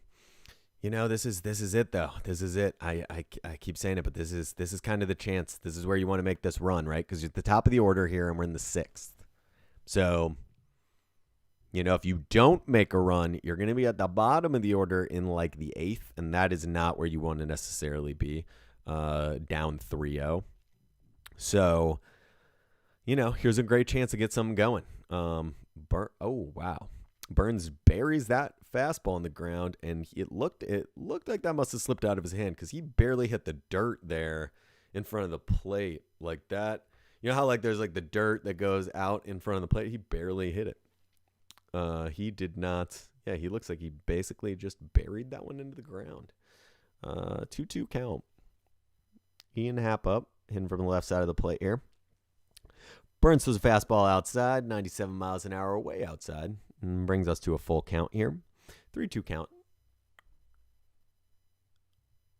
Happ stepping in. Burns takes a deep breath here. Full count.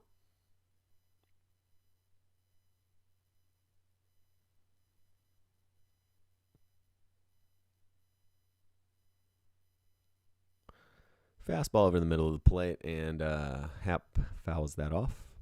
Still a full count here. It's a big at bat. Full count. Get a foul ball there. Not bad. Where are we at? Six pitch at bat right here. Not bad. Let's see.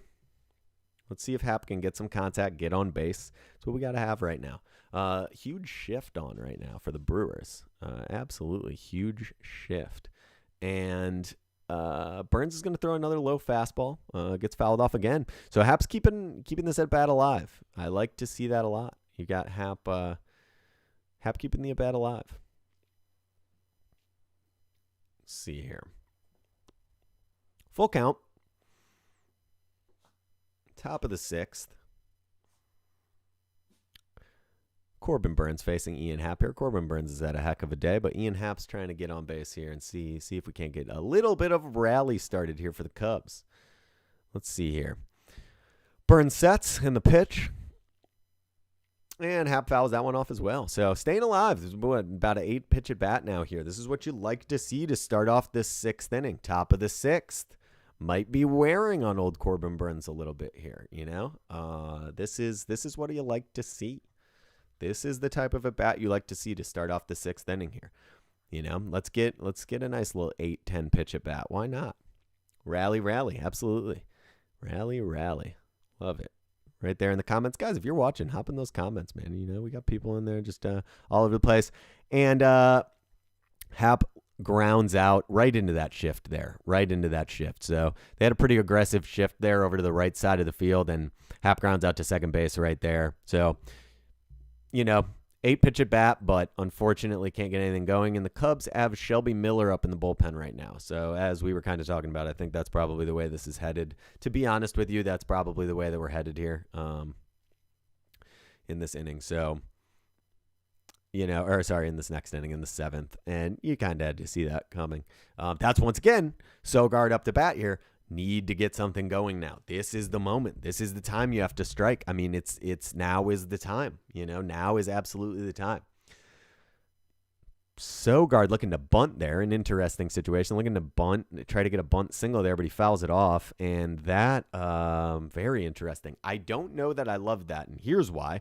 That, to me, looks like the Cubs are just trying to do anything they can to maybe get something going, and I shouldn't say I don't love that. I'm glad the adjustment, right? I don't hate an adjustment. Let's try something else. Fine. But I mean, trying to bunt yourself on base is not what we want to see. We want to see guys swing the bat and hit the ball. That has been an issue. So you got Rossi, he's trying to make something happen, and I understand that, but let's get a hit. Let's get on base. Let's get a base hit. Burns dealing here. It's a ball outside. Breaking ball there does not break in, so 1-1 count. Eric Sogard up. He's 1 for 2 on the day. Had a single in the third inning, but this year on the season, hitting 150. And that's, once again, what I've basically been saying about every guy that's come up to bat. Unfortunately, however, 11 games into the season, that's where we're at. And that ball is low and outside, but he gets him to swing. So 1-2 count there. That looked like that little cutter, or like a little, maybe like a 2-seam. That was interesting. But anyway, 1-2 count here. Sogard up to bat. And Burns sets, and the pitch. Low and outside. So now you're looking at a 2-2 count. Sogard up. Second hitter in the Cubs order. We're here in the top of the sixth. You'd love to see him get on base here. He's going with the glasses, not even the goggles. Those are just actual glasses, it looks like Sogard's got on. Not the sports goggles, not the rec specs. He's just rocking the old bifocals. I don't hate it. It's not bad, Got the crazy, like the high socks with the stripes. This dude's a wild card, He's out. He's got a sleeve. Like, I've said it before. Got to look good to play good. And unfortunately, he does look good, but not playing well as he grounds out to second base. So 2 outs here, top of the sixth. I would love it. Look, Fancast TV Chicago in the chat. Rally. I would love a rally. I would absolutely love a rally. But right now, so far this inning, not great. So Corbin Burns here looks like a heck of a pitcher today. Can't wait for Contreras to hit. Yes, I agree. I like that. Yeah, man. Contreras. Isn't it crazy that the Cubs, I think it was their Instagram account. I was talking about this earlier. I think it was their Instagram account that posted like a montage of him getting just drilled by pitches, guys hitting him all season, which I thought was like a great, they're throwing shade right there. That's phenomenal. Coming from the team account, that's rare. That you see that. Some of these teams have like some good social media people, and they'll kind of get in the mix. But yeah, I think just putting it out there, right? It's like, geez, just drilling this guy left and right. Like, I don't know, is he just like talking mad shit back there when he's catching or what? But he has been the target of some absolute heat right into his freaking elbow this year. It's crazy. So Rizzo looks at that pitch to take the count to 0-2 here, top of the sixth. Rizzo's 0 for 2 on the day as well. So that is not great. Not great, but who can I not say that about on the Cubs today, or the season really? So it's okay. Rizzo's choking up on that bat here, down 0-2 in the count. Burns delivers the pitch, and it's a high fastball. Rizzo fouls it off, 98 miles an hour. He touched it. This Joker is still throwing 98 though. 6-11 on hit by pitch last time they played. 6-11, yeah. Yep. I know. It's freaking nuts, man. It's wild. And that's the thing we said, right? Chippy, we kind of looking for this game to maybe be chippy today. Maybe get into some fisticuffs. I am here for it. I would, it's good for team building. I keep saying it, but I'm going to keep saying it. It's good for team building. I'm all for it. Let's get out there and show them what we're made of, fellas. Rizzo with the big gold chain on. I'll level with you, Riz. I don't know, man. Look good to play good, but you kind of need the play good part to start happening. I'll be honest. Let's see here what Burns is dealing. 1-2 count. Let's see what Burns has got here for old Riz. 97 miles an hour, about as far outside as he could get, and that's a ball, so 2-2 count now. That's about as far outside there as he could get. Burns,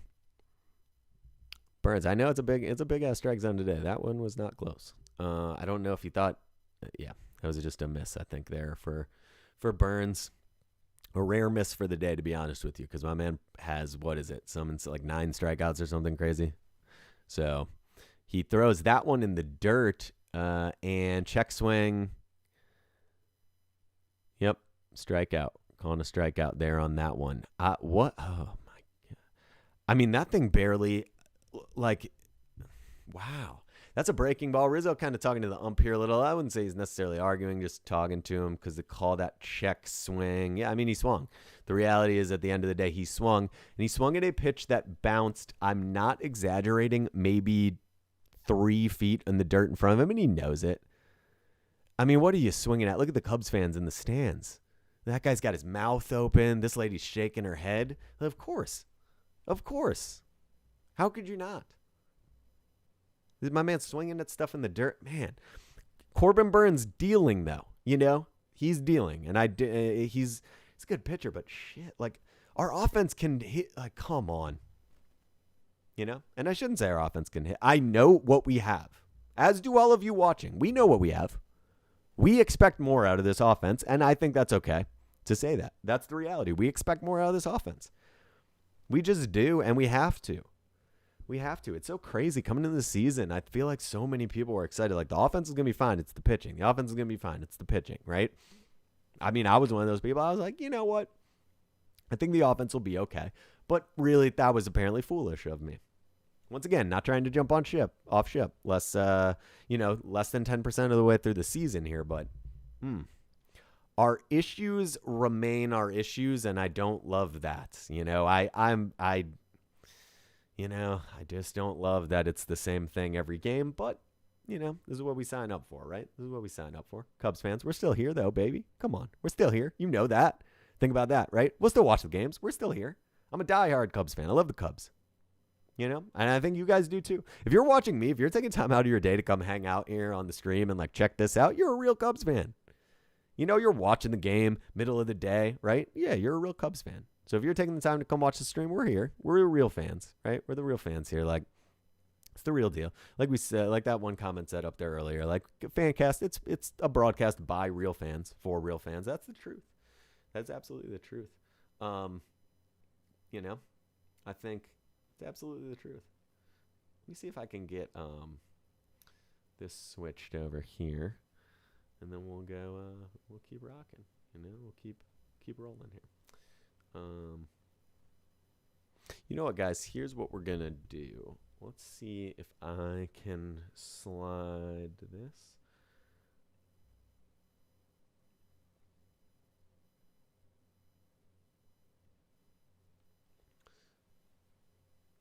Got my production heading here. I love this. Is this... Oh... Hold on. I might have a little announcement for you guys if you're watching right now. Let me just double check this real quick with got the producer. I'm just kidding. I don't have the producer in my ear. All right. He says, I just sent you a pic of his, hers, wines, whiskeys I just sent you a pic of a $2 bet I made. Yep. Okay. Perfect. So here's what we're going to do, guys. You can see that in the chat there. So here's what we've got. We just placed a $2 bet, okay? We just placed a $2 bet on the Cubs money line, right? So the Cubs come back and win, and I'll say win. Let's be optimistic. When the Cubs come back and win today, the odds on that are plus 1240. So here's the deal. That's a $2 bet. That's going to win $24.80. We will give away $20 of the winnings to someone. Here's all I need you guys to do if you're watching this right now, and this would actually help us out a ton. To be honest with you, this would be great. If you want to be entered in for a chance to win that $20, if the Cubs win, go ahead and head to the Fancast Twitter account and just retweet the pinned tweet. So you'll see it's like the tweet with me, and I'm just like up there, you know, it's the one with like the stream on it. Just retweet it for us. Helps get the word out a little bit for us, I'll be honest with you, you know, and you know, we're transparent here on FanDuel. It helps get the word out. And, you know, if you're one of the people that retweets that tweet, you've got a chance to win. We'll pick somebody and we'll give them $20 if the Cubs come back and win. So I love that. That's awesome. That's fantastic. So that's what we're doing, guys. I'll remind you guys of that a couple more times, but yep. Cubs come back. If the Cubs come back and win today, guys, we have placed a bet for the Cubs to come back and win this game. If they do, you're somebody getting $20. $20 for hitting a button on your supercomputer that you have in your pocket. So I recommend pop on over to Twitter, just hit retweet for us, please. Might help get some more people to the stream. We're just trying to hang out. You know what I'm saying? We're just trying to hang out with some Cubs fans, watch a little baseball today. Not bad. It's not bad at all. I don't know what the weather's like in Chicago. I'm not in Chicago, but the weather's very nice here. So it's a nice little afternoon to watch some baseball and maybe get some people paid. So if you want a chance to win that $20, go ahead and bounce on over and retweet that tweet. Full count here to open the bottom of the sixth with Garcia. So Miller is pitching now. So Arrieta's gone for the day. He pitched 5. You kind of saw that coming.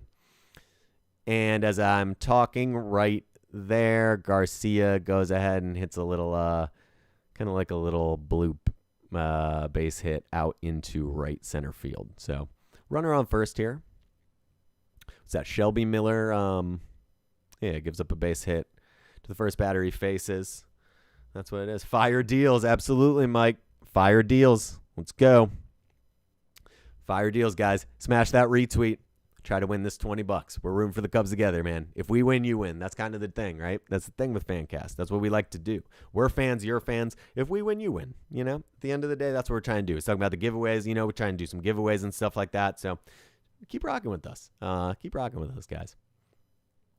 Anyway, Nick Izzo here watching this Cubs game, filling in for Mike today. Mike's got the day off, guys. If you're familiar, Mike's typically the guy on Fancast, but, feel free. Hey, look, if you, if you're like, hashtag we like Mike better, go for it. Put it in the chat. If you want Mike back, hashtag we like Mike better. That's cool.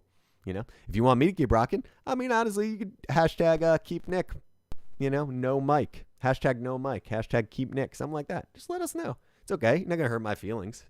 Maybe you think I'm a goofball. Maybe you think I'm a bozo. Maybe you think I'm a dummy. Maybe you don't like how I say that if the Cubs were to get in a brawl, it'd be good for the team. Maybe you don't like that. That's okay. You're not going to offend me. You're not going to upset me. Let me know what you think. But anyway, we got, man. So, okay, Shelby Miller was maybe not the move, guys, because he gives up a base hit right there. And, yeah. Fact of the matter is, got runners on first and second here. No outs. Bottom of the sixth. Down 3-0. It's absolutely not the position you want to find yourself in. However, there's a lot of baseball left to be played, and so I'm going to remain optimistic. I'm also going to remain optimistic because of that bet, to be totally transparent with you guys. That's also going to be what I'm doing here.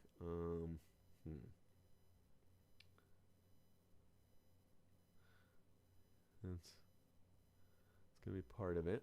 But yeah, let's just go ahead and do this. Let's go ahead and do this. Go ahead and do that. This. And anyway, guys.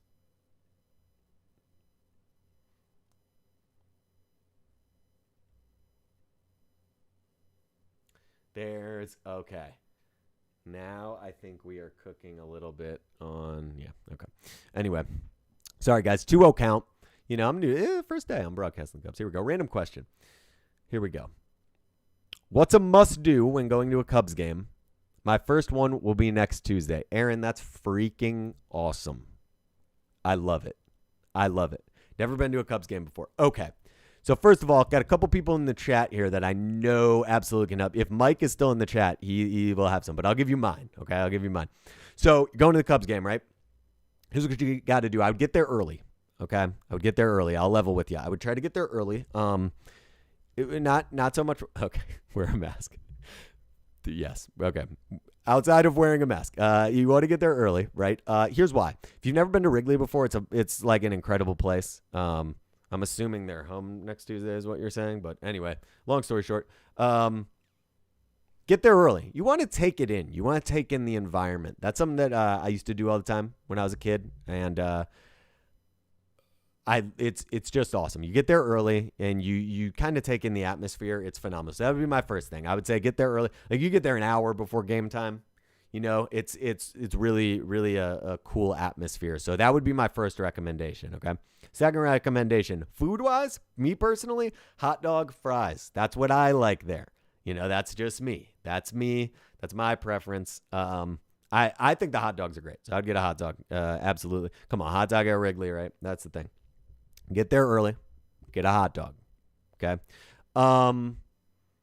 Do you know where your seats are, right? Because this is a little bit of a difference there. If you're in the bleachers, it's a different experience. It's definitely a different experience. But if you get there early, you can kind of walk around a little bit and stuff. You can watch the guys warm up and stuff like that. Might be able to get some autographs and stuff if that's something you're interested in. So, that would be definitely a good recommendation for you that I have. The whole area around the stadium is really nice too. I don't know if you're going by yourself or with people or whatever, but it's awesome. You can kind of walk around. Wrigleyville's great. Once again, don't know if you're of the legal drinking age by any chance. I'm just seeing a little picture here, but yeah. They still have troughs. Yeah, they do. So the bathrooms, troughs are a big thing. You may want to warn them not to wash their hands in it. Made that mistake once. Phenomenal. So the bathrooms at the troughs. Yeah. So, it's a unique stadium, right? That's why I say get there early. It's been around forever, and that is what's really cool about it. I think that is the biggest aspect, in my opinion, is just if you're going to Wrigley, man, just be in there. You know what I'm saying? Just be involved, right? Just get to Wrigley early and enjoy it. Enjoy it, man. Walk around. There's just so much cool stuff. Oh, one thing that you definitely should do. I'll give you one more. When you're walking into the stadium, I believe it's off to the right, you'll see the player parking lot is really close. It's right there. And so when I was a kid, we used to always try to kind of walk over to that side. I think it's on the right. If you're going into the front of the stadium, the part that everyone's familiar with, I think it's off to the right. I might be wrong. If someone correct me on that, if I am, but the player parking lot's right there. We used to always go look and try to see who was what all the cars were in there. You see some crazy stuff. I seen some cars I didn't know existed. So that's kind of cool if you get the opportunity to do that too. I don't know. They might have moved it since the last time I was there, but that's always a big thing too. But yeah, the Wrigley atmosphere too. I agree. Just get there early. That's the key. Get there nice and early and enjoy it. Because it is a freaking blast. Yeah, they might have changed it with that construction. That's a good call there. But anyway, that's a damn good. On Addison, yeah, was it on Addison? Yeah, yes, it was though. But now that His Hers Wine's Whiskey is saying they might have changed it, I could be wrong about that. So I guess I don't want to tell you the wrong thing. But yeah, man, I'll tell you what though, my thing is get there early. Freaking the atmosphere is beautiful. It's just the best. You get there early. It's the best. Cubs are in it right now, guys. Bottom of the sixth, no outs, bases loaded. Got a full count here as Miller's facing McKinney. This pitching change did not go the way that I thought it would. Man. I don't know, I don't know what to make of it. Yeah, no problem, man. No problem. I hope you enjoy it. It's the best. I love it. You'll love it, man. That's pretty awesome. I hope you have a good time. Hopefully they play better than they did today. He just walked in a run, didn't he? Oh, guys. It. Oh man. Do the wheels feel like they're falling off a little bit? Yeah, I think so too. The wheels are falling off a little bit here, aren't they? Bottom of the sixth, no outs, bases loaded, and you just walked in a run. The wheels do feel like they are falling off. Wonder what the odds of that bet are now. That is unfortunate. Man. All right, so Urias is up, and then we'll be he's the eighth batter in their order. So, oh man. Miller throws another ball there to open up this at bat. So counts 1-0. And man, not the yeah, this is a 20 pitch inning here for Miller, and obviously he is struggling. You can almost kind of see it on his face, if I'm being totally honest. He is struggling a little bit. Man, You don't want to see that. You just don't. But such as Cubs baseball this year. 2-0 count right now. Just going to go ahead and set this up here. Travis Shaw, 3 homers on the year, leads the Brewers. His average distance, 406 feet. Damn. What a guy. It'd probably be on Waveland, not Addison, that player parking lot. Yep. There we go. Cubs Fancast TV. Look at that. Got the research department. We have just a phenomenal research department, I think. I like to think, at least. All right, let me go ahead and get this in here.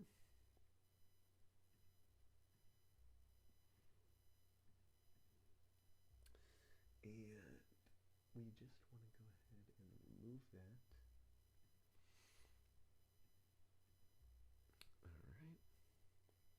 Okay, so I think we'll try that here. I'm going to try something out here, guys, real quick. Just bear with me for a second. Scientists are trying to understand how water... Okay, perfect. All right, so that'll work when we go... Okay, perfect. Looks like Rossi's coming out to talk to him. He's going to relieve him of his duties here. This could be a perfect time to go ahead and slide on over to this... test out this little commercial break here. Let me just... Yeah, man. I think, guys, if you've been rocking with me all day here, let's be honest. I think we finally did it. I think I can get you guys. See? Wow. Gotta love it. All right. Oh. Let's see here. What happened here? Okay, we're still good. Never mind. And, all right, let me see if I can... he says beautiful. Yes. See, because Scissors Wines Whiskey's been with us all day here, guys, and he knows what I'm talking about. All right, let's just give it a shot, guys. We're going to shoot it on over to one of our sponsors here. Nick Learns Everything. It's a great little podcast. I'll be honest, I'm the host. So but let me see if I can go ahead and switch this on over here, and we'll see what happens. Scientists are trying to understand how water bears stabilize their biological molecules under extreme conditions, because they believe that we may be able to apply that knowledge to help us stabilize vaccines or develop stress-tolerant crops to cope with climate change, which I think is super cool. Like, the fact that we might be able to use the information that we gain from these animals to help protect humanity from the effects of climate change on our food sources and potentially more, to be honest with you, viruses and bacteria that could potentially and probably more than likely will affect our day-to-day life. The fact that we could use information that we gain from studying these micro animals to protect us from some of that stuff is really, really cool.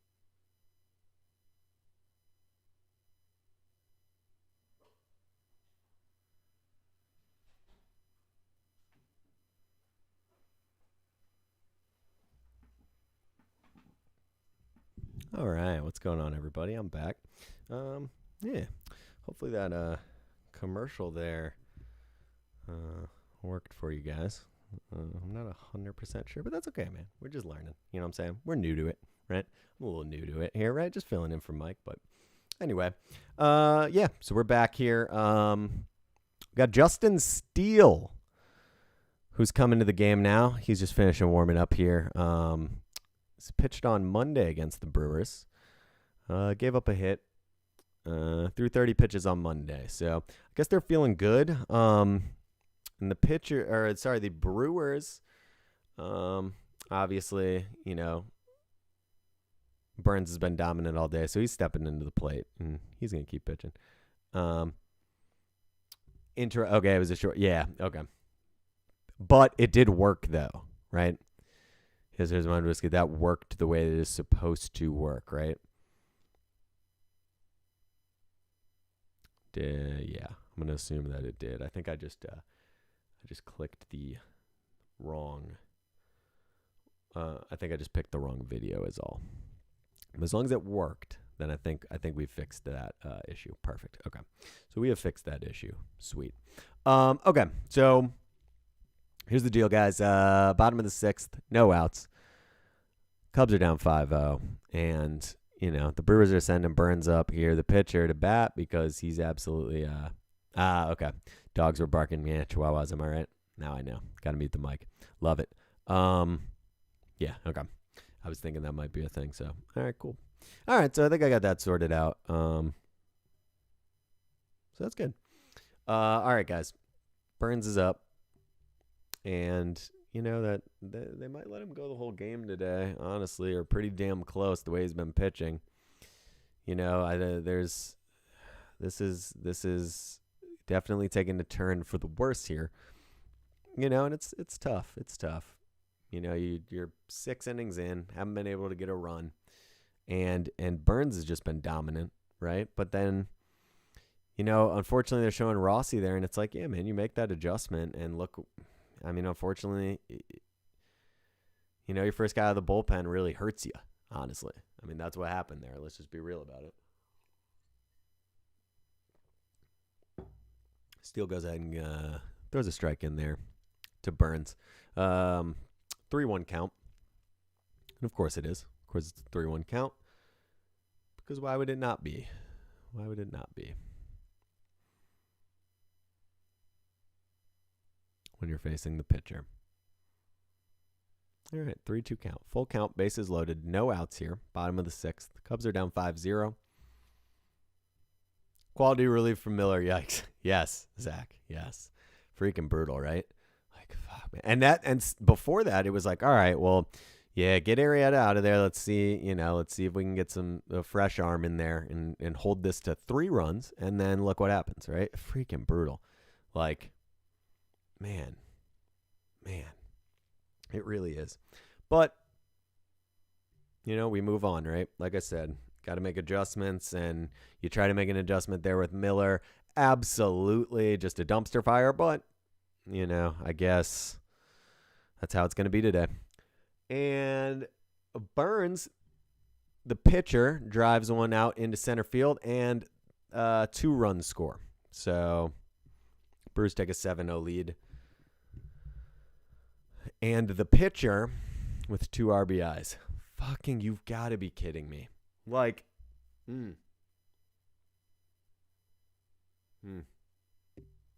You guys see what you see what they do.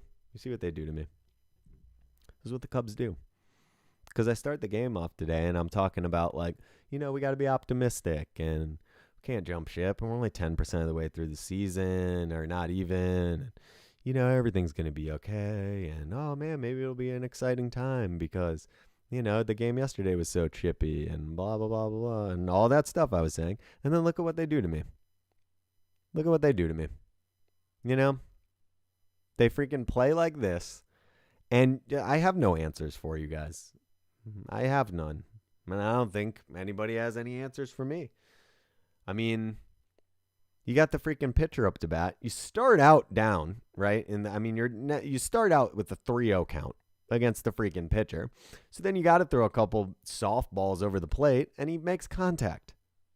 He drives in 2 runs, and now, just getting blasted. It's 7-0, bottom of the 6th. And it's like, yeah, sure. Will I keep my optimism for the season, right? Absolutely. Still 10% of the way through the season. In the same way, a win is a win, a loss is a loss. That's the reality of it. But,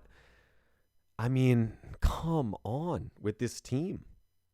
Because now it's both sides of it. That's the tough part, right? When it's just the offense, you're like, okay, well, Arrieta had pitched well his first 2 games. Today, not so much, right? His first 2 or 3 starts or whatever it was. But, now the Brewers have a guy warming up in the pen, which is interesting. It's very interesting, actually. But nonetheless, guys, we're watching things here, and it's still no outs in the bottom of the 6th. And now it's kind of coming at us from all sides, right? Freaking can't get anything going on offense. And now the bullpen is honestly kind of doing what I think a lot of fans thought at the beginning of the year. I think a lot of people thought the bullpen would be an issue. Like, it's just, did you think it would also be some of the offense and things like that? But, man, tough. But you see what they do to me. I tried to start start this day off optimistic, right? And, we're having a good time. And then next thing you know, you make these adjustments and it's just the wrong adjustment, I mean, it's not like Rossi's going to know that freaking Miller is going to come in and do that, right? But awful. Just awful, And I don't know. Maybe this is just the kind of stuff you get on Fancast. Maybe this is just the kind of honesty that you get from actual Cubs fans, right? I'm not here to do some bullshit broadcast. I'm not here to tell you guys like, oh, and this is like, and just be like, not honest with you. I'm just giving you my honest take, right? Like, I love the Cubs. I love the Chicago Cubs. But damn, man, sometimes this shit is hard to watch.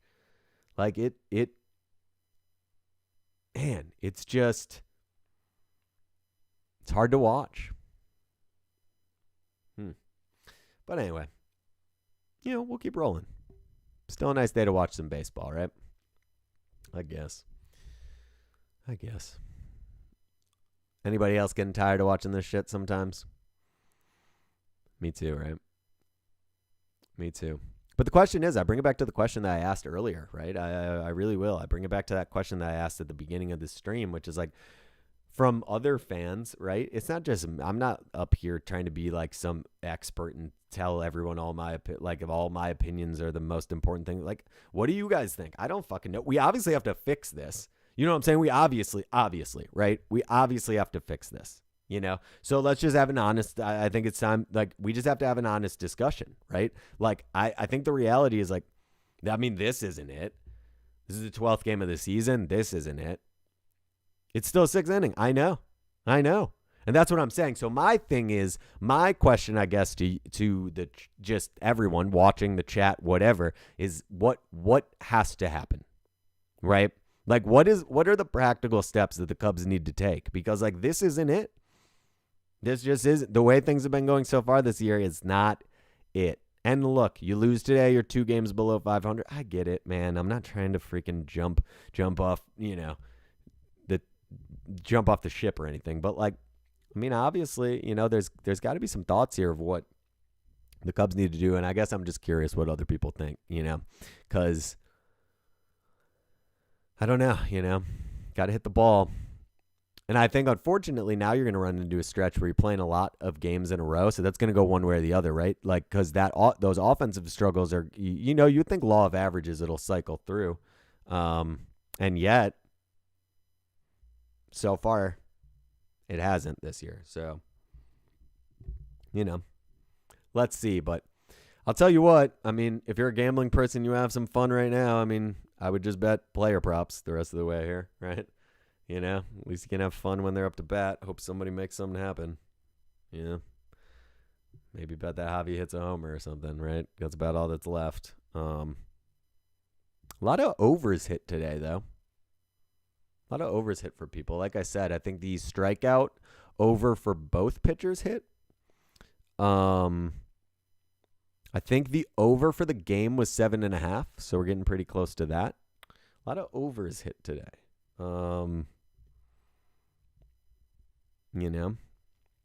But man, it's tough. Nice play by Baez there. Line drive, gets Shaw out on that one. And so Cubs are down 7-0. And just a deflating inning there, guys. Just a deflating inning. But I'm here with you. If you're watching this game, I'm here with you. It's a deflating inning. It really is. It really is. Look, here's the deal, guys. If you're interested in watching the fan cast that we have coming up, right? So tomorrow, Cubs are off. Friday, I'll be back with you guys. I'm going to be back with you guys on Friday. We'll see what happens, right? We'll see what happens on Friday, but I'll be back with you guys on Friday. And then if I remember correctly, I believe we have Mike on Saturday. Not 100% sure on Sunday, but I know we have Mike on Saturday.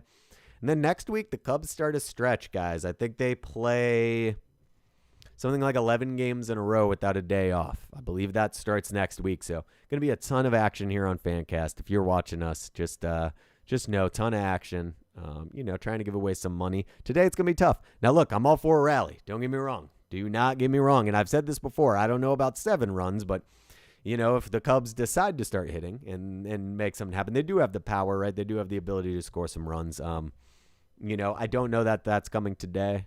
I'm just trying to be honest with you guys. But, we do want to get some people paid. So like you saw today, we have a bet right now. If the Cubs were to win, somebody that retweeted this stream on Twitter would get $20. Unfortunately, probably not going to be the case, but we're trying to give some people some money, man. We're trying to do some giveaways, all that good stuff. So check us out. I'll be honest. If you're trying to follow us, the best way to do that is on Twitter. That's going to be the best way for you to stay engaged in everything that we got going on here with the stream. So that's going to be your best way to do that is through Twitter. But anyway, man, I mean, at the end of the day, just trying to get some people paid, man. You know what I'm saying? Trying to take care of these Cubs fans that rock with us, that rock with this team. Even as frustrating as this team is at times, a lot of you guys, you get it, man. These are real Cubs fans here. We're just trying to do something cool for the real Cubs fans whenever we get the opportunity. So there we go. Looks like Corbin Burns, super interesting. So he comes up to bat in that inning, making you think, all right, well, of course he's going to, of course he's coming up in that inning. And, you're thinking to yourself, all right, well, if they're going to let him hit. I got to grab the charger. They're going to let him hit, right? So you're like, okay, he's probably going to come out and pitch. Gets that hit, gets those 2 RBI, and then all of a sudden they take him out. Now they got the reliever in. So I guess just trying to maybe save that arm or something like that. But, wow. Comes in, absolutely shuts us out, bangs 2 runs in. And then they take him out. Incredible. That is wild. Could have beat us by himself today. Practically. But you got JP Feyereisen in? Feyereisen? That's got to be a German name, right? 100%. 100%. All right. So you got some at least half German pitcher up here for the Brewers. He's throwing a little gas here in a relief appearance here for them. 7-0. Brewers are up on the Cubs. Top of the 7th inning. We got a 1-1 count here for Jock Peterson. He's 0 for 2 on the day. Let's see if he can make something happen. He's going to ground out to second base. So, yep. Sounds about right. Man. I know it's early in the day, but I feel like I need a drink after this game. You know what I'm saying? This has been a doozy, guys. This has not been the one. Maybe I'm unlucky. I'm a bit superstitious. We'll see how Friday goes. But tell you what, Cubs lose on Friday like this, you may never see me again on the Fancast. You may really never see me. Javi Baez coming up to bat here. And, top of the 7th, let's see what Javi can do. I mean, at this point, you know what he's going to do. He's 0 for 2 on the day. He's probably going to let that bat fly and see if he can take something deep. Why not? Why not? Right? I think, I don't know. I try to rack my brain to find a solution to this, and I'm not sure, guys. I am not sure. But you know what? Today wasn't all bad, guys. Here's the deal. If you're watching us right now, if you got any recommendations from my man Aaron going to his first Cubs game next week, if you got any recommendations, throw them in the chat. Something he should do. Something he should do at Wrigley.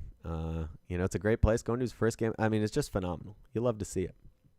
So if anybody's got any recommendations for him, go ahead and throw those in the chat. Top of the 7th here. Top of the 7th in Milwaukee. We've got Javi Baez up to bat. 2-1 count. Pitcher sets. And that's a low breaking ball for a ball there. Javi Baez. Man, at this point in time, if I'm him, I'm letting that thing rip. I'm swinging for the moon at this point. Down 7-0. I mean, let's just see what can happen. 3-1 count. Probably get something over the plate here. He does. Nice fat fastball over the middle of the plate, and he's going to fly out to center field. Can't do much with that one there. It's probably, I don't know if that's exactly the pitch he was looking for, but I would imagine it's pretty damn close, and just couldn't get the whole thing on it. Flies out to center field. So you got 2 outs in the top of the 7th here, guys. Cubs down 7-0. It's been a tough afternoon for him offensively. Jason Hayward's going to step into the left side of the batter's box here and see if he can change that. He had a double in the second, and as we talked about, he was actually one of the few players on the Cubs roster that in his career has had some success against Burns. So gets that double in the second, you know, and remember that, guys? Remember back in the second inning when we were feeling good? Not great. You know, we were down 2-0, but we were feeling good. You know, those were good times. Jason Hayward hits a rocket to second base. Robertson can't handle it, and he's on first with a single. That'll be an error to Robertson on that one. He just can't handle it, and yeah, he hit an absolute rocket, though. Can't handle it, and so got a runner on. Runner on, first, 2 outs, top of the 7th. See if the Cubs can make something happen here. Let's see who's coming up here. Bodie, is it? Yeah, David Bodie. 0 for 2 on the day. Got a strikeout on the season, hitting 115. So, been saying that a lot. About guys. But here we go. Let's see what he's got. So, Bodie's up, facing Fire Ryson here. He goes ahead and tries to squeak in a breaking ball there, but it's too high for a ball. Counts 1-0. Runner on first. Just a little contact. You know, that's what I'd like to see. You know, put the ball in play a little bit, right? You see what happens there. Hayward puts it in play. Error happens. He gets on base, right? Let's just need some contact. I think early on today, broken bat there to second. And that's, to short. He's going to throw it over to second, and that'll end the inning. Broken bat there. But that's it. You just want to get some contact on the ball here. I mean, early on, that was an issue today, right? It was just a lot of watching pitches and stuff like that. Got to swing the bat. You got to swing the bat. You just have to. And Jason Hayward shows you why right there in that inning, right? You just have to swing the bat. That's all it is. Puts a little contact on it. Guy can't make the play, and now you got a runner on, right? I think, sometimes it's just that simple, right? Sometimes it's a weird thing about baseball. Sometimes it is just that simple. You just got to hit the ball and, just put contact on the ball and make the right plays, locate your pitches. I mean, sometimes it's simple. A lot of sports are like that, right? I mean, essentially. I said before, I coach high school basketball. A lot of it's that, right? A lot of it's simple. You know what I'm saying? Make your shots, right, on the basketball court. Get positive yardage on the football field. In baseball, just make contact. Have a pitcher who's trying to, who can locate his pitches and make the plays you need to. And at the end of the day, that's all you can ask for, unfortunately. Cubs haven't had so much of that today, but early on in the season, early on in the season, right? We are still, this is the 12th game of the year for the Cubs. So, like I said, we'll hit that, point where we're about 10% of the way through the season, middle of next week. Yeah. And that's still a pretty small sample size to tell you where this team is going to be at the end of the year. Obviously in a sport like baseball too, you get a lot of different sort of runs that get made through the year, right? Different sort of slumps that teams get into, and injuries play a role. COVID, that's something we haven't talked about a lot today. COVID plays a role a little bit. Cubs are going through that right now, right? I think, isn't that why Hendricks was supposed to start yesterday and he didn't? That was like a COVID related situation. So, I think there's a lot of baseball to be played this year. Corbin Burns, 10 strikeouts he had. Sorry, I think I said 9 earlier. I had 10 today. And then he had a 2-run single in the 6th inning. So essentially probably played the best game of his life today. And we were on the wrong end of it. My man definitely came out and did his thing, and sometimes it just goes like that. American Family Field, that's what it is. Okay, they're just showing it on that there. American Family Field. So it used to be Miller Park. I was there, Miller Park I was at a lot of times. Understand it's the same arena, very aware. But American Family Insurance is now the sponsor for the Milwaukee Brewers Stadium. So it's the name of the stadium. And I was trying to think of that earlier. So, okay, that makes sense. Got Dylan Maples in. Dylan Maples on the year. He's pitched 4 innings for the Cubs. 7 strikeouts in those 4 innings. Gave up a homer, though. ERA 2.25. Not bad. Not terrible. Opponent's average is 0.77. Not bad. Let's see what old Mr. Dylan Maples can do here. today against this Brewers lineup. You've got Garcia up now. Garcia on the day is 2 for 3. He's got a double, a single. He scored a run. He's batting .250 on the year. Got a couple homers so far this year. 7 RBIs. He's a formidable batter here. He's no slouch for him. Bats fourth for him. Let's see what Maples can do here. This is a point in one of these games where I think it's kind of fun to start looking at, bottom of the 7th, right? I think it's fun to start looking at the, some of these bullpen guys. Let's see what we have. You know what I'm saying? Out of some of these guys, right? So, you can imagine a scenario where as we go through the year here, you're going to need a guy like Maples later in the season. You very well might. So let's see what we got here. I mean, he hasn't pitched a ton, right? 4 innings on the year. We're 12th game of the season. He's getting out there every third game roughly. But let's just see. Let's see what he's got. I'll be honest with you guys, I'm not super familiar with the kid. We got Jake Marcinek in now in center. So the Cubs have made a few little changes here. Probably want to be able to get him in at bat, I would imagine, in this game. Is probably going on there a little bit too. Let's see here. Maples delivers breaking ball there. Fouled off by Garcia. 89 miles an hour. Counts 1 and 2 here. Ian Happ's now in left field, folks. And Jock Peterson is in right field.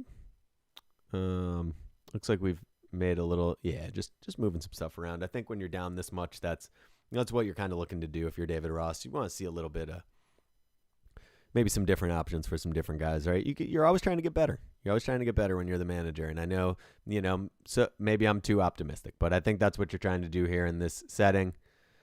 See, drop third strike there, but he throws Garcia out at first. So 1 out. Maples gets out of that at bat. No issues. And so here we are. Here we are, guys. If you're still sticking with us, glad you're here. Glad we've rode this out together today. This is oh man, this is going to be an interesting year, but I'm excited to be here. I'm excited to be here with you guys. It's been a good time. I like it. You know what I'm saying? Get in the room here, watch the Cubs, watch a little baseball. All good. It's always going to be a good day, right? Even if the Cubs are playing like this, still fun to be watching some baseball. Maples, 96 miles an hour outside. That's called a ball. And 1-0 count here. Facing Narvaez. Narvaez, 1 for 2 on the day.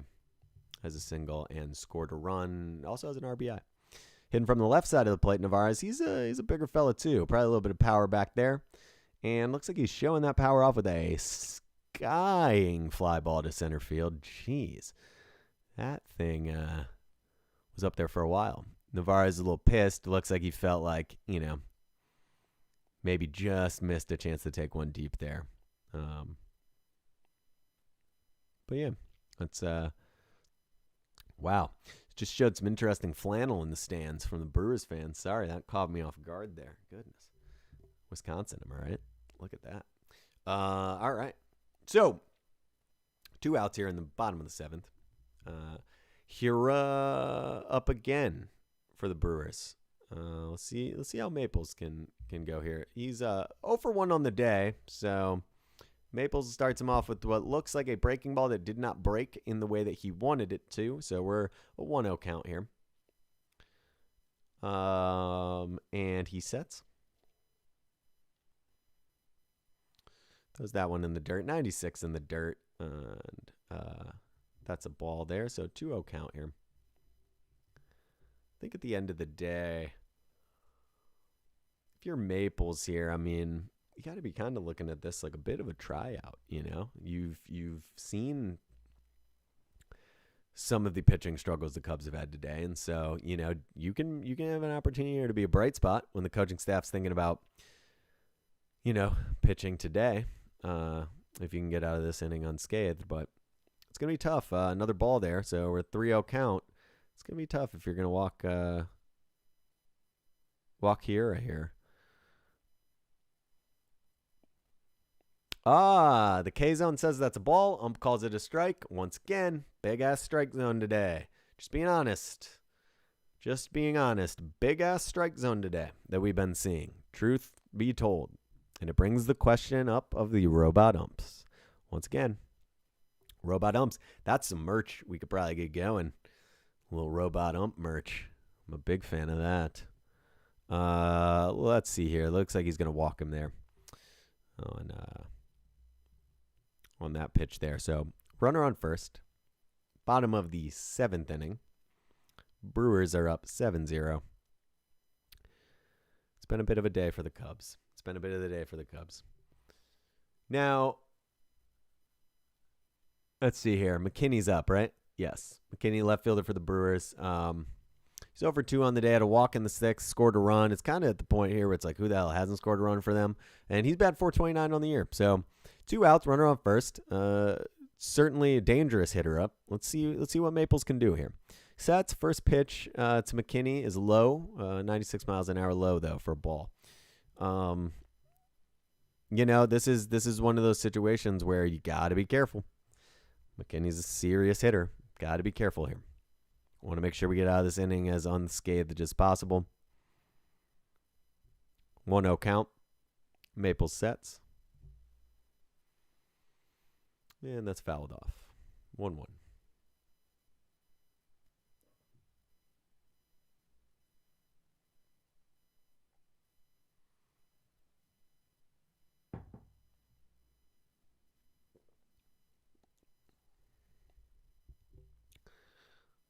All right, Maples here, 1-1, dealing to McKinney here, bottom of the 7th in Milwaukee. God, I would say, I don't know, if I'm eyeballing it, maybe about half the fans that stadium usually holds, I guess, if I had to guess. Yeah, probably about half capacity, I would say. And the pitch, breaking ball. So breaking ball gets in there right over the middle of the plate, to be honest, 87. McKinney just kind of watches it go by there. 1-2 count here. So, guys, we didn't get the fight we thought that we might get. We didn't get the brawl. Not saying it's not coming, but, when you're losing 7-0, you're kind of going to look like a bunch of dicks if you can do a brawl at this point. Really no reason for it. Maples gets McKinney to ground out there to second base to end the inning. We're going to head to the top of the 8th. Cubs down 7-0. 3 hits. Brewers are going to bring in looks like a reliever there. They showed right before they bounce on over to a commercial, and we'll see how the Cubs offense manages with this reliever in. Let's see here.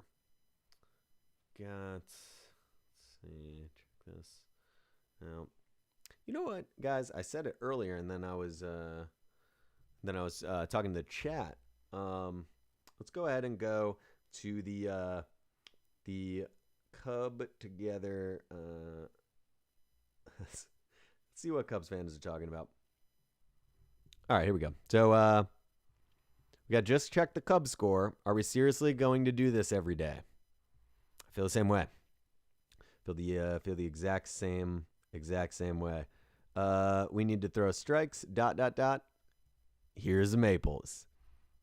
Yeah. I mean, Maples did pretty well there in that bat. Why on earth are the only 2 Cubs who are hitting this season benched for the rubber match the day before an off day? Why? Brian on Twitter, yes. 100% yes. 100% yes. That's a great point right there. I don't know why. I really don't know why. We've got why with all the talk of fixing non-issues with baseball. Why is the postseason schedule never a topic? MLB postseason is nothing like the regular season with all the days off and having a pitcher start 3 games in a 7-game series.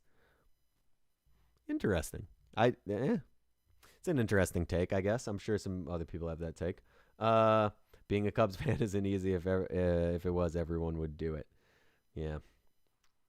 Best tweet I've seen about the Cubs so far this year. I saw a tweet that said, maybe the real Cubs dynasty was the friends we made along the way. And it is starting to feel like that, isn't it? I mean, it really is, right? That's the tough part, right? Gosh, that's the tough part. And I'll say it. I mean, it's like, You win the World Series in 2016. We have basically the same fucking lineup. Sorry. I mean, that's the reality of it. So, yeah. I mean, you should. I think most Cubs fans were expecting, like, we're going to be here for a while. We are absolutely going to be here for a while. You know? I think that's part of the disappointment that you see on Twitter right now and on, in general. But I'm going to say it for the 100th time today.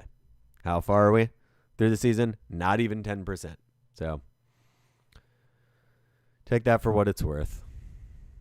Brewers have Tyrone Taylor in left field now. Looks like they've made that adjustment. Like I said, maybe trying to get him in a bat here in the bottom of the eighth when they come around. Lindblom now pitching for the Brewers, and he's dealing to Romine. Starts him off with a ball low and away. 1-0 count. Austin Romine, 0 for 2 on the day. A fly out and a strikeout. I mean, yeah, duh. I mean, like, bro, look at the score. I mean, like, of course. Honestly, I probably don't even need to keep saying, who are we going to find on the Cubs where we're like, whoa, what a day he's had. Not happening.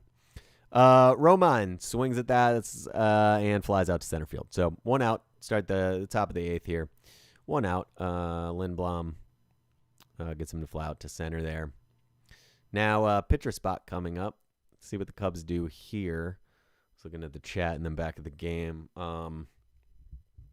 See what the Cubs are going to do here. Marcinick, yes. Oh, that's right. Yep, Marcinick. Okay, so Marcinick's coming up to bat. Why am I saying Marcinick? It's Marisnick. Yeah. Marisnick. Let's go. Yeah. What am I? Okay. It's all good. Anyway, he's coming up to bat. Got the nice flow going with the hair. Watches a strike go by. K-zone says not a strike. Says it's a strike. It's a strike. Huge strike zone today. Freaking huge. And you do wonder early on in this game how much that seemingly extended strike zone mattered. I think when you have a guy that throws as hard as Burns does, you do kind of wonder what that extended strike zone did today. Arrieta was struggling a little using it. He got that one strikeout there, but that was it. I didn't feel like he did a great job, and that was a terrible pitch. My man did not even hit the dirt in front of the plate. He hit the grass. That definitely slipped out of his hand. That was just terrible. Oh, man. Ugh. Anyway, that was awful. Yeah, just think like, you do wonder a little bit. You wonder a little bit that extended strike zone just seems like maybe Burns used it a little bit better early on in the game and kind of settled into that. And the Cubs watched a lot of pitches go by, partly due to that extended strike zone, I imagine, right? So you do wonder a little bit there, but at the end of the day, I think you can make those excuses if this is like a 2-run game right now, not when it's a 7-run game. Not when you gave up 2 runs or 2 RBIs to the other team's pitcher, right? I mean, you just can't really be complaining about the strike zone. 91 miles an hour, and he strikes out looking. So it's another strikeout looking by the Cubs. Swing the bat. Freaking swing the bat. That's all I'm going to say, guys. I'm going to say swing the freaking bat. I don't think it's hard. It's not hard to swing the bat, but got to stop striking out looking. You just have to. Top of the order back up for the Cubs. 2 outs, top of the eighth. Ian Happ up to bat. 0 for 3 on the day for Ian Happ. Let's see if we can get on base here. 91 miles an hour right there in the strike zone. That's a strike. Ian Happ sees it go by. All right. I don't have a problem with us looking at the first pitch so much as I do the last pitch, which has happened a lot today, but it's funny, man. It's you can see it's funny. You can see the numbers of viewers go down as we get farther along in this game, and of course, right? Of course. It's been a tough one. I don't know. I don't know. I love to watch it, because it's the Cubs, and I know the people that typically are tuned into this channel do too, but I can't blame you for walking away. I really can't. Walking away from this, nobody wants to watch this type of just shit show. This guy can't do anything. Look at him. What's he do? He's hit by a pitch that bounced in almost in the grass again. Yeah. So if we were wondering, I think this answered the question of why why Lindblom is pitching here when they're up 7-0. This is kind of the garbage minutes, right? If you ever played like rec league basketball, right? And the kids on the team that aren't very good, you kind of put them in when you're up by 20, right? And they get their garbage minutes. Essentially, I think that's what we're looking at from Lindblom, because he's had 2 pitches that have struggled to even hit the dirt in front of the plate. So, I think that's why we're seeing my man. I think my man's getting this garbage time. Don't know that we're going to see Lindblom. Once again, not super familiar with the Brewers organization, but I don't know that you're going to see Lindblom a whole lot this year, in my opinion. Could be wrong, but I think there's a reason he's in when it's 7-0. Sogard up to bat now, runner on first, 1-0 count, top of the 8th. And Lindblom sets. And Sogard's going to fly out to left field to end the inning. We head to the bottom of the 8th. Cubs down 7-0. And, 3 hits on the day, not going to get it done. Oh, it's interesting. So I'm seeing there on the score, they did not rule that one hit by the Cubs an error. Or that Jason Hayward. I guess they ruled that just a base hit when he hit that ball to second base there. That's interesting. I thought that was definitely an error. Apparently not. Not according to the box score, at least.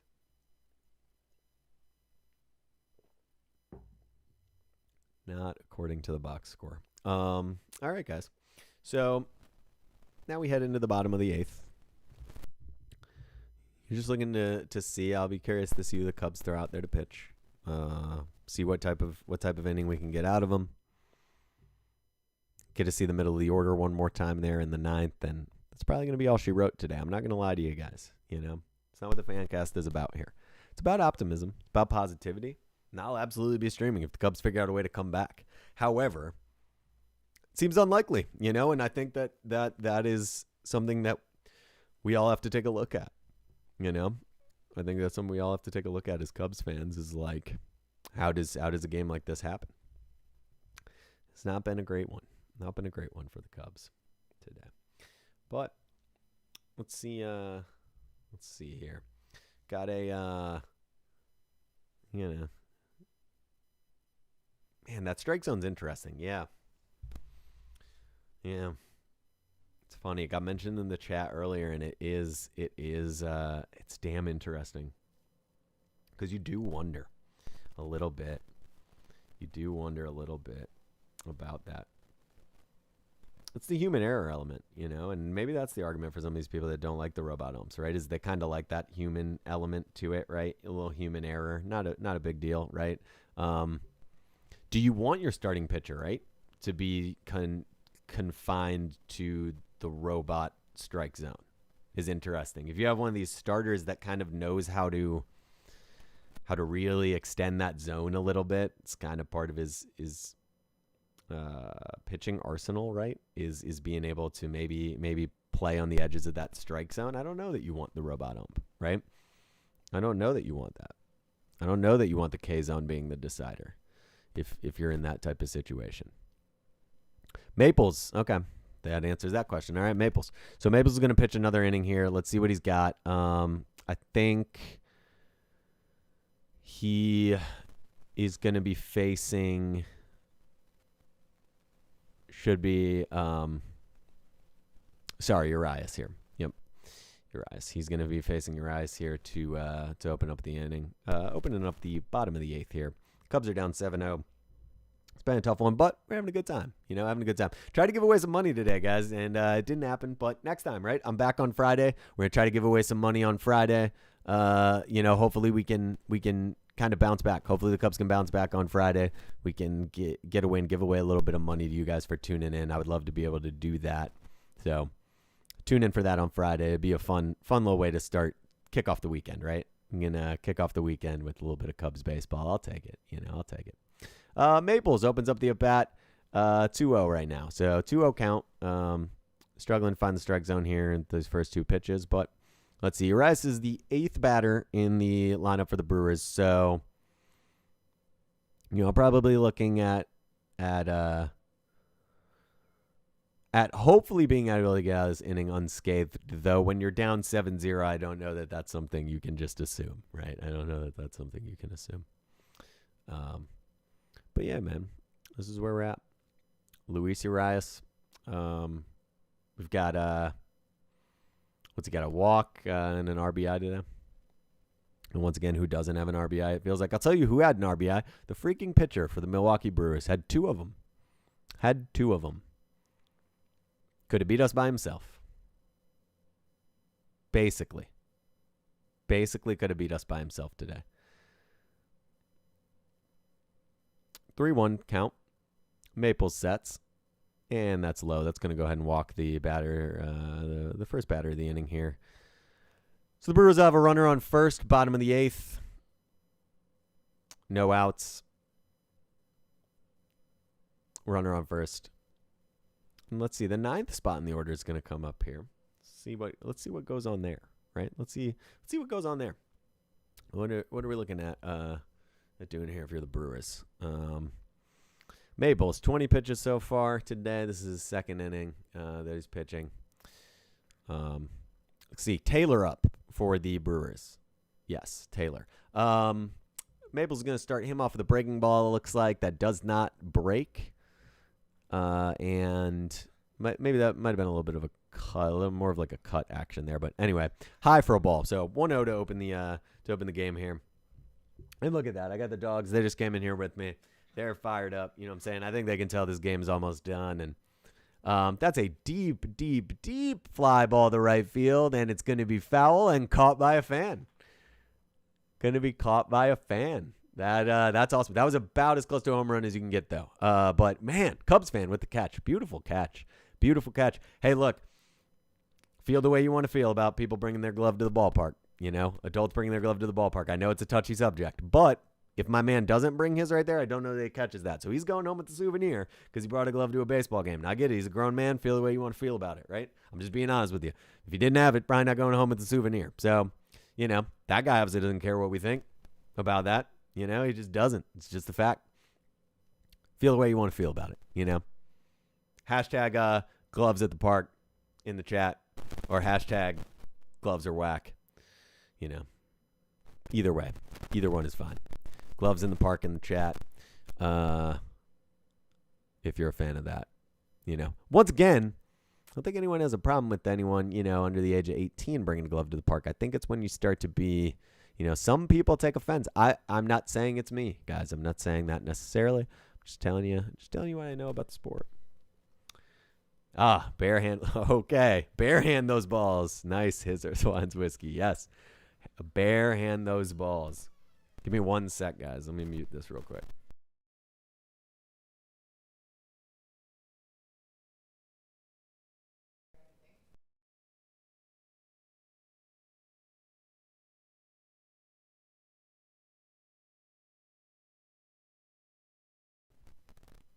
All right, sorry about that, guys. I'm back here. All right, so bottom of the 8th, we're looking at 1 out, runner on first. Maples, 25 pitches in the inning. Jackie Bradley Jr. coming up to bat. He had a double in the first and scored a run. He's 1 for 4 in the day, though. Hitting 158 on the year. This is an opportunity here maybe for a double play, right? I would look at maybe some pitches lower in the strike zone. That one right there, low and outside, 97 miles an hour. You know, probably trying to get into a double play situation here if you can, especially with a guy like Bradley here, you know. Now, look, we got in the chat. Yeah, so, all right. So far, all we got in the chat is one person saying that they're not going with the glove. They're not bringing the glove to the game. And, you know, I get it. That, you know, it's the reality of it, right? I don't know. You know, it feels like something that I don't want to bring with and then have to be in charge of. You know what I'm saying? Like, necessarily at this point in my life. Now, I'll be honest with you guys. For a long time, brought my glove to the game? Yeah, for sure. Come on, for sure. 8th grade. Trying to get a ball. You know, I'm trying to let them know. You know what I'm saying? I'm letting them know, like, hey, I'm out. I do this too. You know, I'm out here. I do this too. You know, I'm just letting them know. You know, so at the end of the day, it's the reality of it, right? You know, kind of trying to let them know. But either way, Cubs are down 7-0. You know, we just got to, you know, what more commentary can I give you guys at this point? You know, like at this point, these are the conversations we have to have. Jackie Bradley Jr. strikes out there. Maples just dealing. Gets him out of there. Let's see. We got His Hers Wines Whiskey says, get a glove from Goodwill. That way, who cares what happens to it? Interesting. Okay. All right. That's a good take. It's a good take on that. Get a glove from Goodwill. Who cares what happens to it? Good point. Good point. That's true. Goodwill, man. Honestly, like, not enough of you guys are shopping at Goodwill. I know it. I know it. I know it. If you're seeing this, it's a great place, man. Don't be all bougie. There's so much phenomenal stuff at Goodwill. Freaking everything you need in your life is there. I love Goodwill. Don't be all bougie. Like, come on. What are you doing? They got all the drip you will ever need. They got all the pots and pans you will ever need. They got a bin full of scarves. They got, appliances from like vintage appliances. A lot of stuff from the 90s. A lot of stuff from the early 2000s. All that stuff. Like, you're going to find a lot of appliances from the time frame that Lil Jon was kind of on the Billboard charts if you're going to Goodwill. That's just the reality of it. Anyway, Maples gives up a base hit there. So you got runners on first and third with 2 outs. And look, I mean, yeah, that's just where we're at today, guys. I mean, the Cubs are losing 7-0, and it's like, I don't know. I look forward to Friday. That's about it at this point. That's about all we can do, right? I can look forward to Friday. I mean, as can you. As can you. What a time. This chat, has been electric at points today. What's this? Shaw up to bat again. So, the Cubs killer up to bat, as we saw earlier in the chat, and he absolutely freaking is. This guy's a monster. Pretty big human, too, to be honest with you. My man's got to be at least, I don't know, maybe like, I don't know. I don't want to guess. I'm not great at guessing, like, heights, Not great. Not great at guessing heights, but he's a pretty big fella. I'll be honest with you. Maybe he's, I don't know, 75 inches tall, maybe. Something like that. Something in that ballpark. Upper 70s inches tall. I'll let you guys do the math on that one, but that'd be my guess. He's not Aaron Judge up there, I don't think, but he's a pretty big fella. MLB games around today. Looks like got the Marlins Braves playing later. It looks like that's interesting. It's an NL matchup as Maples strikes out Shaw to end the inning, and that's great. That's great for Maples right there, right? I think if you're Maples right here, you're feeling good because you're leaving the coaching staff with like this thought that like you out of everybody that pitched today, you stand out as the positive, right? And once again, not trying to dunk on Arrieta. Me and Mike were talking about that earlier. Like I'm not, It's not like it was terrible. Right? I mean, the wheels really did start to fall off in fairness with Miller. And so you're looking at that. But if you're Maples, you're probably not winning this game, right? You're not thinking that you're winning this game. So you go out there, you put together 2 strong innings. You leave that reminder in the coaching staff's head, day off tomorrow. And then, let's see.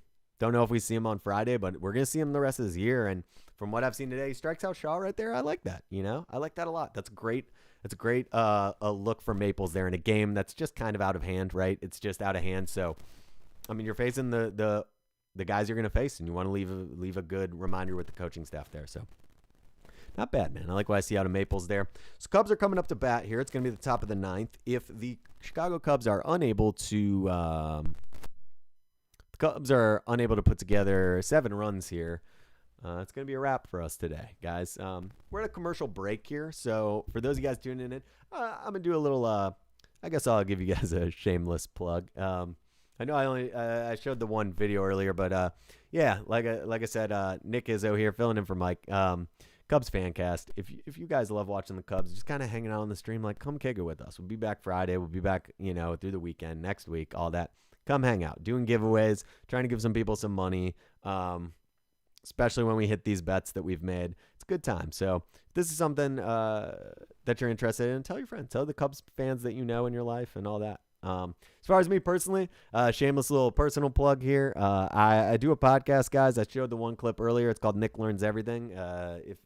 Check it out. It's kind of cool. I just did an episode about UFOs that I released late last night. So if you're the type of person that's into like UFO sightings, I did one about a sighting that happened back in February. It's just Nick Learns Everything. YouTube, It's on pretty much like every podcast platform. So anyway, if you guys if you like learning about new stuff, if you like stuff like space and science and history and things like that, check it out. But here we go, top of the ninth. Let's see what we can get going here. 70 miles an hour, he kind of does it in. I've been abducted one time. Yep. I believe it. His, hers, wines, whiskeys. What happened? What happened when they abducted you? That's what we need to know. Rizzo up to bat here. Anthony Rizzo. I tell you what, pretty goofy batting stance. You know, just in reality, like across the board. Is it the weirdest one in the major leagues? No. Top 10% weirdest? Yeah. I mean, who teaches their kid to stand like this in the batter's box? You'd freak out. You'd be like, what are you doing? But for him, it works. Not so much this year, but typically works. It worked right there. Hits a line drive over the first baseman's head. He's going to try to get two. Garcia throwing it second. He slides into second base. Safe. Rizzo opens up the top of the ninth with the double. Is it time to put the rally caps on? Let's see. Turns out I just left the bar. My buddy drove me home. Yeah. I mean, if you didn't know he was your buddy at the time, it's an abduction. Absolutely. If you did, you know, I guess still could be just a willing abduction, but nonetheless. So yeah, we got a line drive over the first baseman's out there. Double by Riz to start the second, to start the top of the ninth. Double by Riz. He's on second base. Was what I was trying to say there, guys. All right, Jock Peterson up. See if Jock Peterson can go ahead and knock him in. Base hit here should do it, I would imagine. Let's see what we can get. Lindblom sets and delivers. Fouled off by Jock Peterson there. Second, voluntary abduction. Very nice. Yeah, see? It'll happen. You know, especially get out to those bars. Get out to those Wrigley bars. Man. Goodness. All right, let's see here. We've got Lindblom dealing here. 0-1 count. Peterson behind in the count. That back foot with Peterson, he really gets in there. I'm not saying he's crowding the plate. He's got a bit of an open stance, but that back foot is, I mean, at the limit, right, of where it should be. It's interesting. Very interesting. Jock Peterson hitting from the left side of the plate here. On top of the ninth.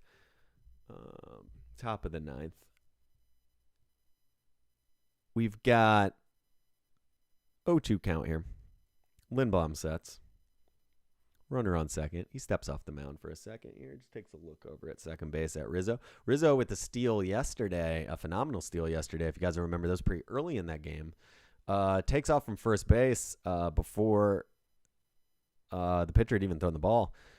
And let's see here. Basically go with a pitch out on that. It's a 1-2 count now. Basically go with a pitch out to maybe, I don't know, C. I guess maybe they thought Rizzo was going to try to steal third. You'd think more of a hit and run here would have been the likely scenario there, but let's see. Really taking a long look at Rizzo at second. His leadoff must be massive. Another outside pitch. 86 miles an hour. Catcher looks over to third base. I guess they're concerned that he might steal here or something. I don't know. 2-2 count, though. Top of the ninth. Got a runner on second base for the Cubs. Jock Peterson up to bat. Lindblom sets.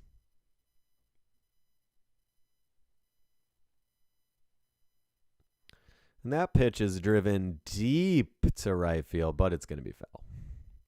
Up to what was that? Second deck? Third deck? So that was an absolute, he clobbered that thing. But foul ball, 2-2 count still. Top of the ninth, runner on second. Rizzo's on second, doing a little bit of his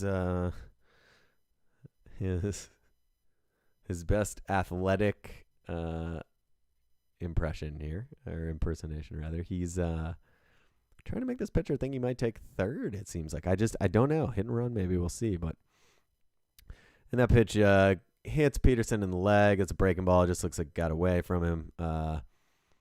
Hits Peterson in the leg. Peterson will take first. So Cubs on first and second now. Top of the ninth. Runners on. No outs. Runners on first and second. Problem here is they're down 7-0. So, I'll be honest. Looks like, let's see, is this the manager coming out to talk to Lindblom? Maybe just the pitching coach. A couple Cubs fans in the stadium getting a little rowdy there. I like that.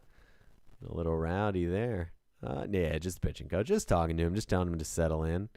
And, Lindblom hasn't looked great in his innings that he's had here, in my opinion. But they're just going to talk to him a little bit. And honestly, when you're up 7, as I said, this is the same thing for the Brewers, like they're just trying, you're still trying to get better at this point in the game, right? You got Javi Baez up. I mean, you're facing a serious hitter, and you're just trying to get better here if you're them too, right? I think, that's what they're doing here. I understand you're up 7-0, and it's not like you're thinking that you've definitely won, but this is more of just, let's make sure that we're doing the right things. Let's make sure we're finishing this game strong and all that. That's kind of what they're thinking right now. It's the same thing I said about the Cubs. I'm just being honest with you guys. It's the same thing.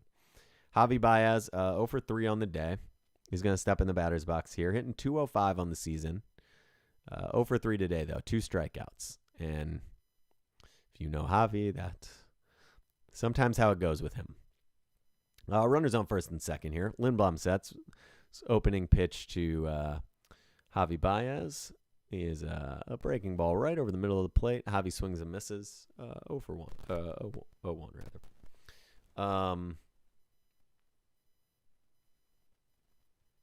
Yeah. Check the old. Yeah. All right, 0-1 count. Top of the ninth. Runners on first and second.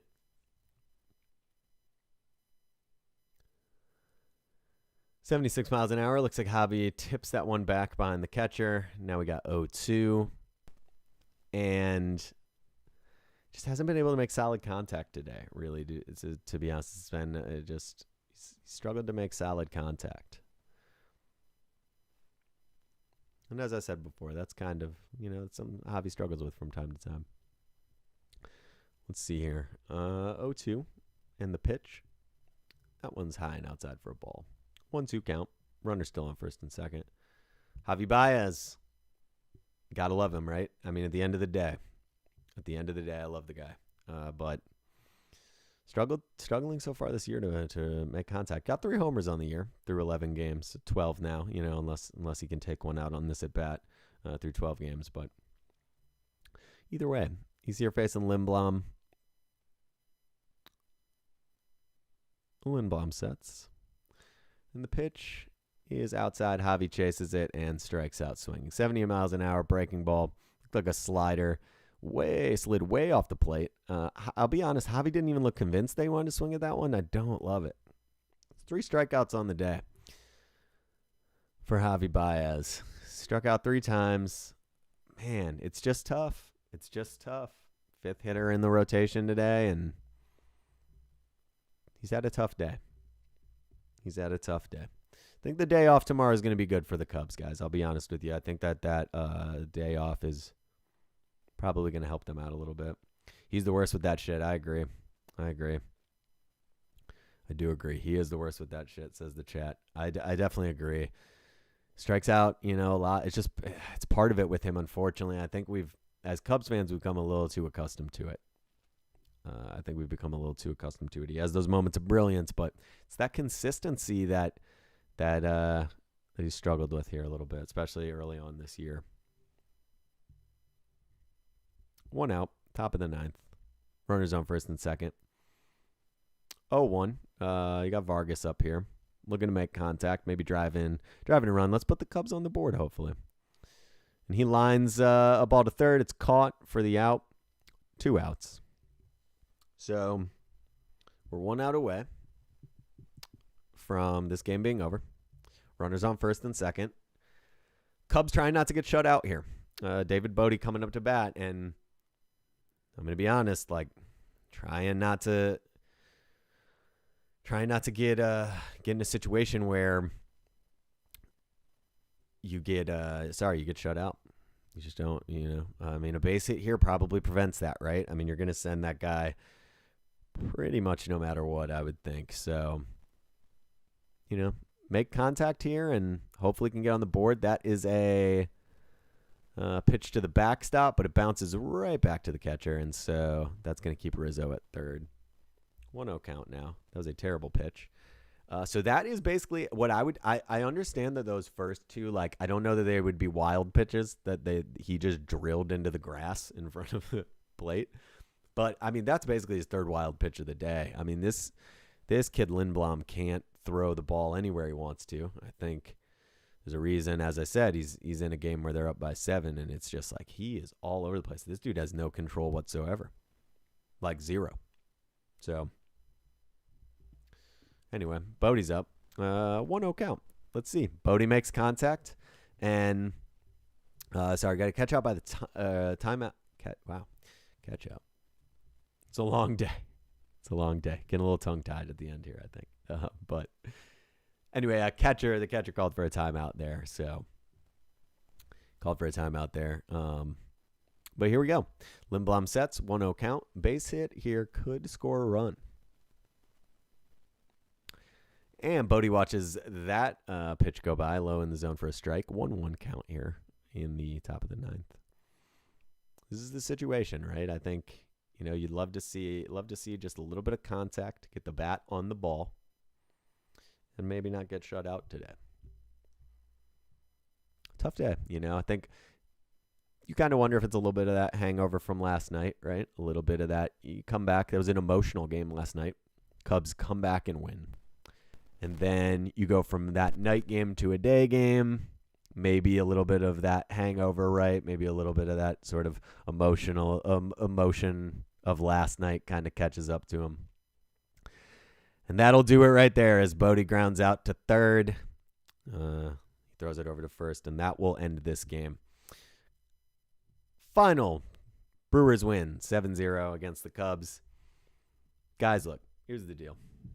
Let me just talk just to the camera here. It's a tough one. That's a tough one.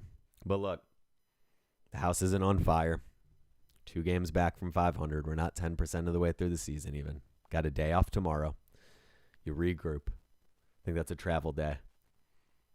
And then on Friday, you see what happens. But what I would encourage all you Cubs fans to do is enjoy the season, right? Keep supporting them. Keep watching. Don't let yourself get too negative about things. We're still early on in the year. So that would be my recommendation to you guys. It's I understand. I'm frustrated too. I'm absolutely frustrated too, but just trying to keep everything in perspective here. I think there are certain things that we should be pissed at, and then there's certain things that we shouldn't, So I try to find that balance there. I think there's a little balance.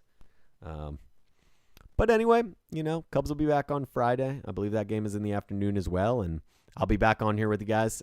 Check us out, Fancast, like I said, on Twitter. That's the best way to follow us to know what's going on. Nick Learns Everything. That's a podcast if you want to check out my podcast. And outside of that, guys, a tough one today, but Cubs will be back on Friday, and I'm looking forward to seeing you guys then. Hope you guys have a good day.